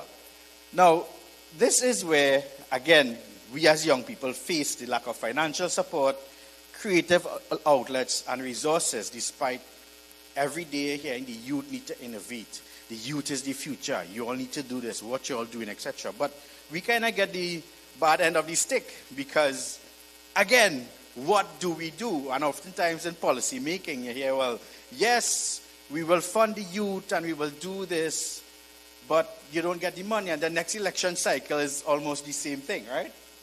So let's look at the youths in the region. So youths make up 13% of the population in the Caribbean. So you all are strong in numbers, and these are between the ages of 16 to 25. So you matter, because we are at a time where we are pivotal in tackling climate crisis, leveraging our tech savviness. Now, this is the point I want to bring, because oftentimes when you work for organizations, there are people who are at the top getting a lot of money who can't even download or rotate a PDF. All right? So oftentimes they ask the question like, what? What's happening? But we are more digital natives, because I'm pretty sure almost everybody here have a cell phone. Who have a cell phone? Or a tablet or some form of device, all right? And who have no idea what it's like to have internet, like before the internet? I'm that old. I know a few persons would come in, right? But the rest of you are like, what? That existed? So the youth now, we need to capitalize on our tech savviness to promote advocacy. As well as now it's easier than ever to create global communities around whatever cause. So for example, picture you have a group in St. Kitts who's rallying for climate change, a group in St. Vincent, a group in Barbados, and we could all collaborate together, because oftentimes the more noise we create, the more attention we will get. Now that doesn't mean we go and picket and riot and do all this craziness, right? We start to build awareness online. And how we can do that? We could advocate for policy change. We use social media like TikTok and Instagram, YouTube. You have your phone. Simply just start to record what's happening in your community. If there's flooding, take some photos, take some pictures. If there's landslides, etc. If houses had the roof blowing away, document those things and create your groups and share. So in that way, you can start to create more noise. So policymakers will start to take, say, here now, okay, there's a lot of noise around this. Let us look at it. Let us see. Because oftentimes youth and youth programs, especially around climate change, we usually get the last bit of funding, the dregs in the bucket, as they say. All right? But if we start to make noise and start to generate that noise for the better word, we will start to be noticed. So noise equals attention. Now, the use of social media for awareness does a lot of things for us. One, it's free. We could use it to educate and inform, whether we want to educate our peers, our community, or sometimes policymakers and their decisions. It's truly multimedia because we could use images, pictures, we could use virtual reality, we could use augmented reality. Picture, you have flooding in your area, you could go on Instagram or Snapchat, make a flooding filter, and let people see what it's like to live in flood areas in their country. Now that's a form of awareness. You don't need much tools to do that. You just have your tablet or your laptop, go on the University of YouTube, how to make an Instagram filter, and there you go. Those are simple things that you can use to create awareness. Now, while education and formal training has its place, sometimes most people, like for example, when I was young, I asked my parents to go to university, and they was like, yeah, no, we have no money, can't go. So if you look at that, though, I had to self-fund myself. I had to sell water on the side of the road and go and do a lot of craziness to actually fund myself to go to school. But oftentimes you feel like you need a degree to make change, or you need to be a policy specialist to make change. No, you could bring change using what you already have, the tools in your hands. How small it is, it's still something that you can say, listen, I am an advocate for climate change. I am an advocate for climate resilience and disaster training. This is where immersive storytelling comes in, where you can use your mobile phone, simple things like TikTok. You could document what's happening around you, and you could do things like create empathy and personal connections with persons in the area. So let's say if someone house floods away in the village, you go, you say, hey, what's happening? You start to record their experiences, share it online. And there's also the whole aspect of money you can make on TikTok as well. All right, you can make money on these platforms. You can make money on YouTube. But you are sharing the experiences. You're highlighting your local narrative, meaning oftentimes, and this is something I do in Trinidad, there's a lot of small pockets of languages in Trinidad, the traditional Caribbean language, that is being replaced by, the quote-unquote proper language, right? If you capture these types of local twang and local pronunciation of words, those are ways you could preserve your local heritage and promote it globally. Also, it's a good way to engage international youth and tourists in solutions. So, for example, if, as Professor would have said, the mangrove issue, all right? If there's a mangrove issue and you say, listen, don't cut the mangrove and people still cut it. If you highlight, listen, people go in the night and cut the mangrove, someone in some part of the world may have had that same problem and say, listen, this is how we solve it without resorting to violence or doing other craziness, all right? So knowledge sharing is there in the online space. There's also things like YouTube 360 experiences where you can get 360-degree cameras to walk through your village and flooding so people could see, listen, this is what's happening. The point is, it's not so much to highlight it locally, but to highlight what's happening in our local areas internationally. Because while we can make noise, our voice may be small, but once we start to rally other youths from other nations to make noise on our behalf, that international policymakers could start to say, listen, the Caribbean needs a specific focus. There's also the use of there's opportunities such as in the orange economy. So the orange economy, it's all about culture and heritage. We could use these technologies to promote that while we are also advocating for climate change. We could export Caribbean experiences to the global market for tourists before they arrive in the country. So we could give them a little sneak peek as to what's and I had the opportunity to experience Junkanoo for the first time, and that was amazing. So these are some of these experiences. You could just imagine you make a 3D scan or a 3D replica of a Junkanoo costume and turn it into a filter that people could try on in different parts of the world. So those are simple things that will drive persons to come to the country. When they see what's happening, then they could advocate for us and say, listen, the heritage and the culture of St. Kitts needs to be preserved. together with the land and the natural flora and fauna. It creates entrepreneurship where you can be online influencers for climate change. You could hold leaders accountable because once you start to document what's happening in your area, then you could start to say, listen, Mr. or Madam Prime Minister, you said so by so, but we never got it. What's happening? So you start to create that awareness around those things. And you could also unlock new dimensions of awareness and training for disaster risk management. One of that example is this simple augmented reality game that we developed to help persons create a disaster recovery kit. And persons who have iPhone, you could simply scan, throwing no shade on the Android users, all right? You could simply scan the QR code and you could get to experience this mini game that teaches you what best practices for creating a disaster recovery kit. So persons who don't have iPhones, I have 2 devices at the end. You could come and you could play it for yourself, all right? So you could take a picture and then later you could just tap on the QR code and you could experience it. We're also working with the Open Campus site in St. Kitts to have a free course on how you could develop these types of experiences.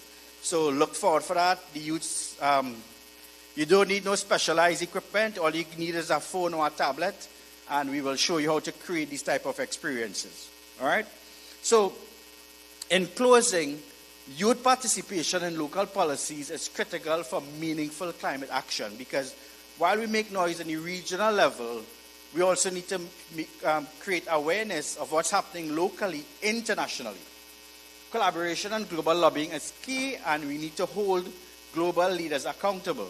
Because when the bombs detonate in Ukraine, or when Elon Musk sends his rocket up in space every day, that's adding CO2 emissions to the atmosphere.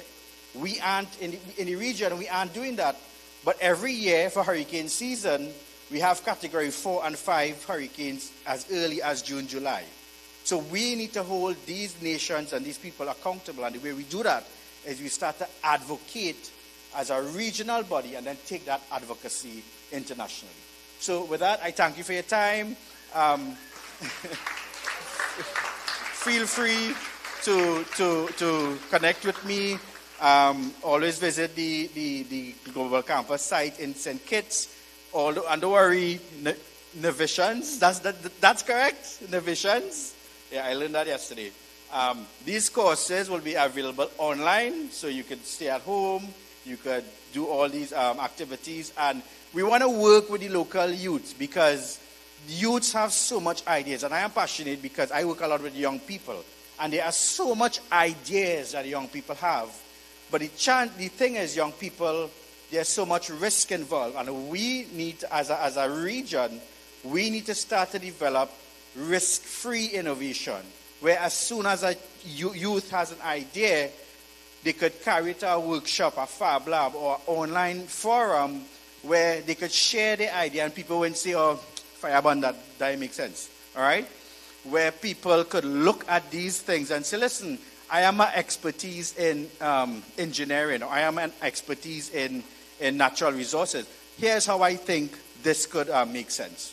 So we're hoping to build that capacity. I would really love to connect with you all. If you could give me your email address or your number so I could send you information on what's happening in these extended reality technologies in St. Kitts. So the future is us to change. Let's change it any way we can. All right? And with that, I thank you. Have any questions? Concerns? Nothing? All right, so where's the gentleman? Oh, he stepped out. I would have told you all that joke, but I'm not good at jokes. Yeah. Probably my outfit may be the best one ever. So just a question. Has anyone here interacted with augmented reality before? Okay. 2 persons? 3? Me? Okay. Now, what have I told you? Who have Instagram on their phone or Snapchat? Who would have used the doggy filter, the dog ears filter? All right? Or the one with the tongue? All right? or the one with the cry, and right. So if you have interacted with that, you have already interacted with augmented reality. So you see, it's already in our apps, in our phones. It's just a matter of being aware of the technology and finding out ways to use it to advocate for whatever social issue we have in the region. So again, look out for the course from St. Kitts. It will be online. It will teach you all about these technologies and what you can do, and you can make money with these things online, all right? So you can use that money to fund the master's degree in the DRM, all right? Great. So there's the Mr. Sir.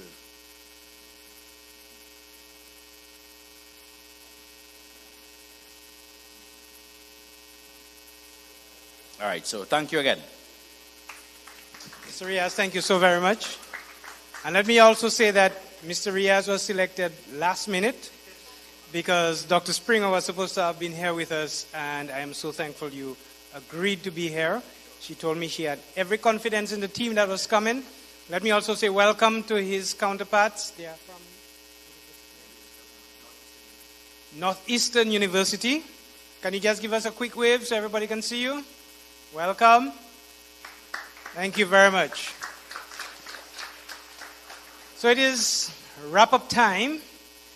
We've had 3 days of lots of fun, lots of learning, and now it's your turn to now go back into your communities to make a difference.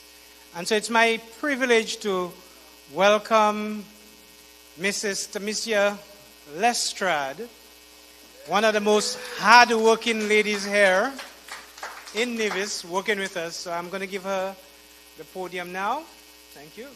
Good afternoon, everyone. And I know I talk a lot, so I won't talk a lot. I promise you that. I know you're ready to go home. But I want to thank all of you for coming and for being, good participants. I got a great feedback by the Hutsum rep who said that you guys have the best students ever. I thought I was in the room with adults. And so I want to congratulate you on that. And I do hope that the knowledge that you would have gained over the past 3 days, that you will not just keep it to yourself, but you'll go back to your schools, your homeland, and share it with everybody else and use the skills that you have learned and the ones you learned today to help you make a little extra dollar. Use those too. Use all the skills and continue to strive for excellence. All right? Yes? Did you enjoy the forum? Awesome. And so feel free to give your feedback as well, because we welcome negative and positive feedback. That's how we get better, right? So feel free to give your feedback, and we will be sure that any other conference that we have to plan and organize for you, you may not be there, but at least we can make it better for somebody else. Yes? So have a good afternoon, everyone. Thank you very much, Mrs. Lestrade. And just let me encourage you as well. You've been using the Woover app. You've posted your pictures and so on there. I want to encourage you, continue posting, but also to give feedback on the youth forum. We encourage you to do that as well. Okay, so continue posting all of the wonderful things that has happened over the past 3 days. It is my pleasure to invite one of our youth to present to you on behalf of the youth. A group of youth met and they have put together as a report, but in the form of a youth declaration, what you would have done over the 3 days. And so she is here to present on behalf of everybody to read to you, and this declaration will be presented in a very dynamic way tomorrow at the closing ceremony. It's unfortunate we can't invite everybody here to be part of the closing ceremony, but there will be a representative group of youth at the closing ceremony presenting this declaration tomorrow afternoon. So I invite Ms. Janelle Cyrus from Grenada to present to us.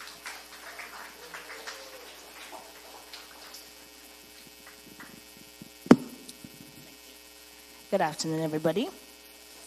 So, the Youth Declaration for the CDM Youth Forum, Leveling Up for a Dynamic Future. Theme, Empowering the Next Generation for a Resilient Future. As young leaders gather at the CDM Youth Forum, we recognize the immense challenges posed by disasters, natural and human-made, that impact communities globally, threatening lives, livelihoods, and economies.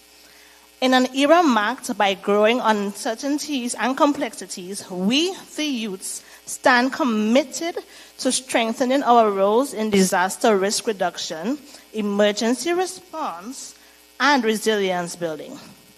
We believe that our voices, perspective, and innovative capabilities are critical to advancing disaster management practices that are inclusive, sustainable, and adaptable to future challenges. Our vision. We envision a world where youths are empowered, informed, and actively engaged in building resilient communities.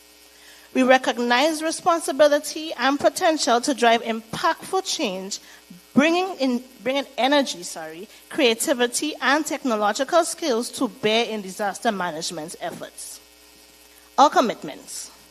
To achieve our vision in a resilient future, we commit to the following actions. Equipping youth with knowledge and skills. We pledge to deepen our understanding of disaster risk reduction, emergency response, and resilience building through training, education, and skill development. We will actively seek opportunities to learn and engage real-life applications, enabling us to respond effectively to disaster risk and building community resilience. Driving innovation and technology. We are committed to using technology and innovation to enhance disaster preparedness and response. We encourage collaboration to develop creative solutions to address emerging disasters risk, leveraging digital tools, social media, and data to improve disaster management at all levels. Promoting resilience at the grassroots level. As young leaders embedded within our communities, we commit to promoting disaster preparedness and risk reduction at grass level. By working closely with our communities, we aim to build awareness, foster preparedness, and support local resilience initiatives that protect lives and reduce vulnerabilities. Building leadership and advocacy skills. We pledge to strengthen our leadership and advocacy capacities to effectively represent our communities and influence disaster management policies and actions. By developing these skills, we aim to amplify our voices and advocate for policies that support sustainable resilience and community-centered approaches. To government, organization, and stakeholders, we urge you to prioritize youth engagement and provide resources, mentorships, and platforms that enable young leaders to thrive in the field of disaster management. Recognize our potential and support our endeavors to contribute to resilient futures. Together, let us build inclusive, sustainable, and adaptable communities that are prepared to face the challenges of tomorrow. Thank you.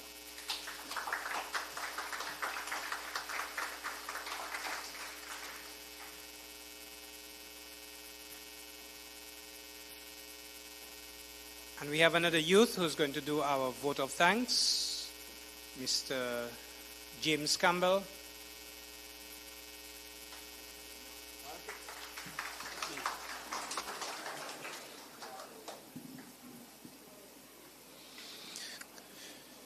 Good afternoon, everyone. I'm here to give the vote of thanks for this successful conference and forum. On behalf of the youths, we bring this transformative CDM Youth Forum to a close. I'm deeply honored to extend our heartfelt gratitude to everyone who made this event a resounding success. First, I want to thank our keynote speakers, panelists, facilitators, for sharing the knowledge, insights, and passion for disaster risk management and resilience building. Your contribution have not only informed, but also inspired our youths to take bold steps toward a dynamic and resilient future. To our youth participants, the energy, ideas, and commitment to shaping a safer and more sustainable Caribbean have been the cornerstone of this forum. You are not just the leaders of tomorrow, you are a catalyst for the change today. A special thanks to our partners, sponsors, organizers, particularly CDM, for the unwavering support and meticulous planning. Your dedication ensured that the seamless execution of this forum and underscored the importance of youth engagement in comprehensive disaster management. To our volunteers and technical teams, your behind-the-scenes efforts did not go unnoticed. For logistics to communication, your hard work has truly made a big difference. Finally, let us acknowledge the presence and support of everyone here today. Your attendance and active participation signified a shared commitment to empowering the next generation and strengthening resilience across our nation and region. As we leave here today, let us carry the lessons learned and connections made, turning them into meaningful actions. Together, we can create a future that is not only resilient, but also equipped with exclusive and inclusive for all. I thank you, and safe travels.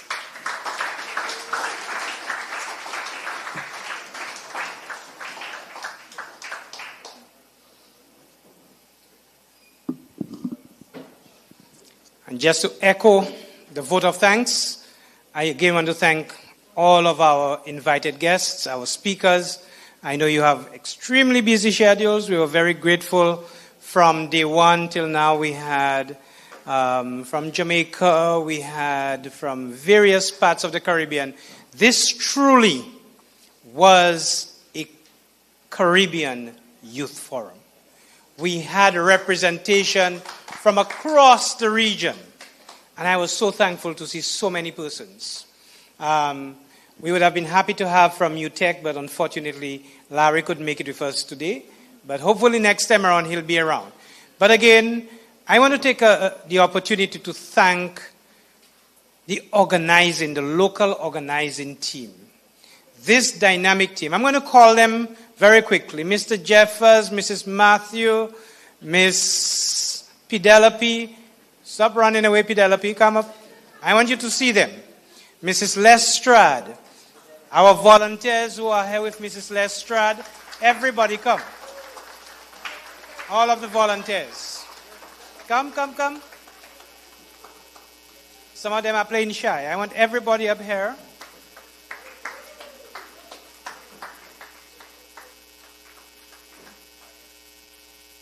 Without this dynamic team, and we had persons from the disaster office, we had Jack and Zoe, who are not here. Where's Jack?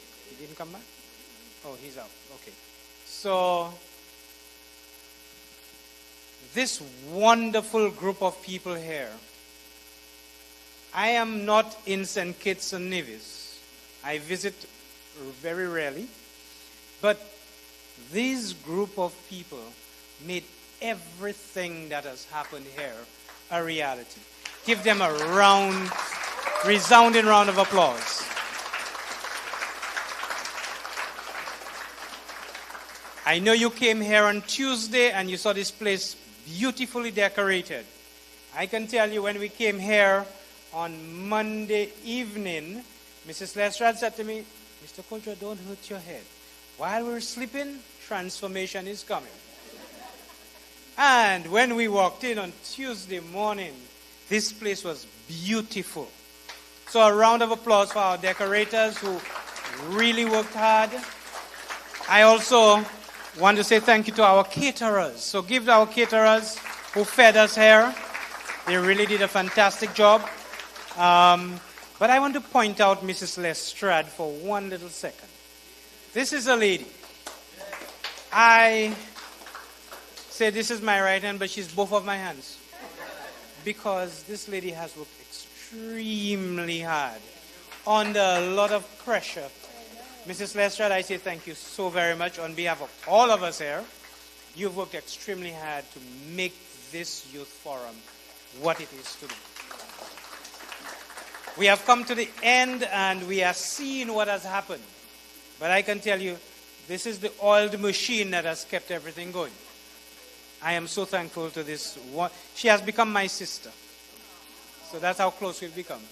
Yes, was it Tuesday? She came to me and she said, my daughter wants to know, who is this Mr. Kodra I've been hearing so much about at home? Because I call her at all odd hours of the day and night. But thank you to you and your family, Mrs. Lestrade. You've been a pillar of support for us.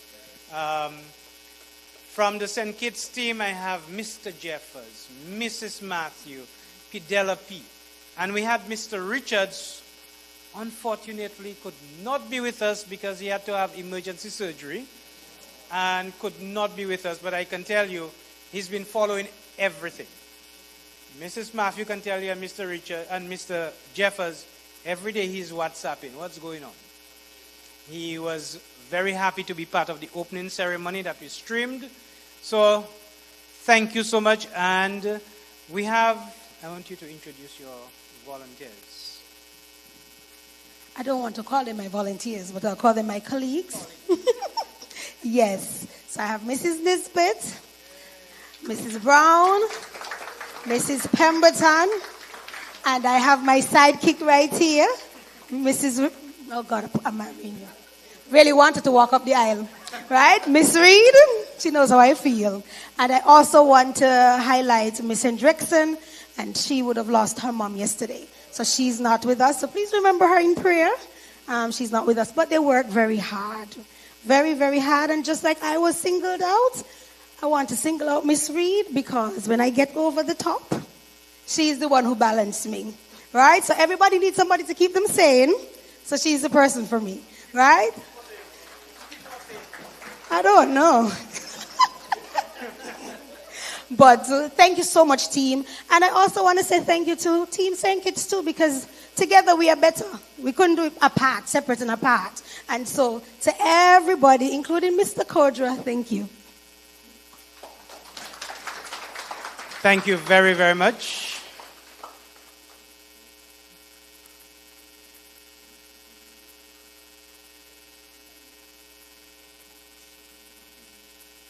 I want for you to stay in your seats. We will be giving you a little token before you leave so that you remember CDM 13 and this youth forum. So again, I just want to say thank you to all our participants, to our delegates from St. Kitts who traveled every day to be here with us. We want to say thank you for being here and not missing a day. We are indeed very thankful. To the students from Nevis, thank you. And we have, where is our Nevis person? What's her name again? Tiana. We have a youth delegate with our overseas delegate, Tiana. We have some of our youth delegates who went to the Christmas tree lighting last night, and they have become natives of Nevis. They want to take up residence. See, one is right here. Most of them want to come back. But you've made an impact on our overseas delegates, and they are all planning to come back on vacation. And Tiana's home has been deemed the residence to come back to. So I want to thank Tiana in particular. There she comes for, really embracing the team and making them feel at home. And to all of you, I must say, our youth delegates from overseas, you would never know they did not know each other before. They have become a family. Everyone looking after each other. So I want to say thank you, thank you, thank you to everybody, and wish you safe travels. And we will be back in St. Kitts sometime in the future. We look forward to CDM 14 when we will probably see some of you in another country. So again, thank you very much, and may God bless each one of you as you go back into your communities and be that pillar of support and to be that conduit of change as you go back into your communities. So thank you very much.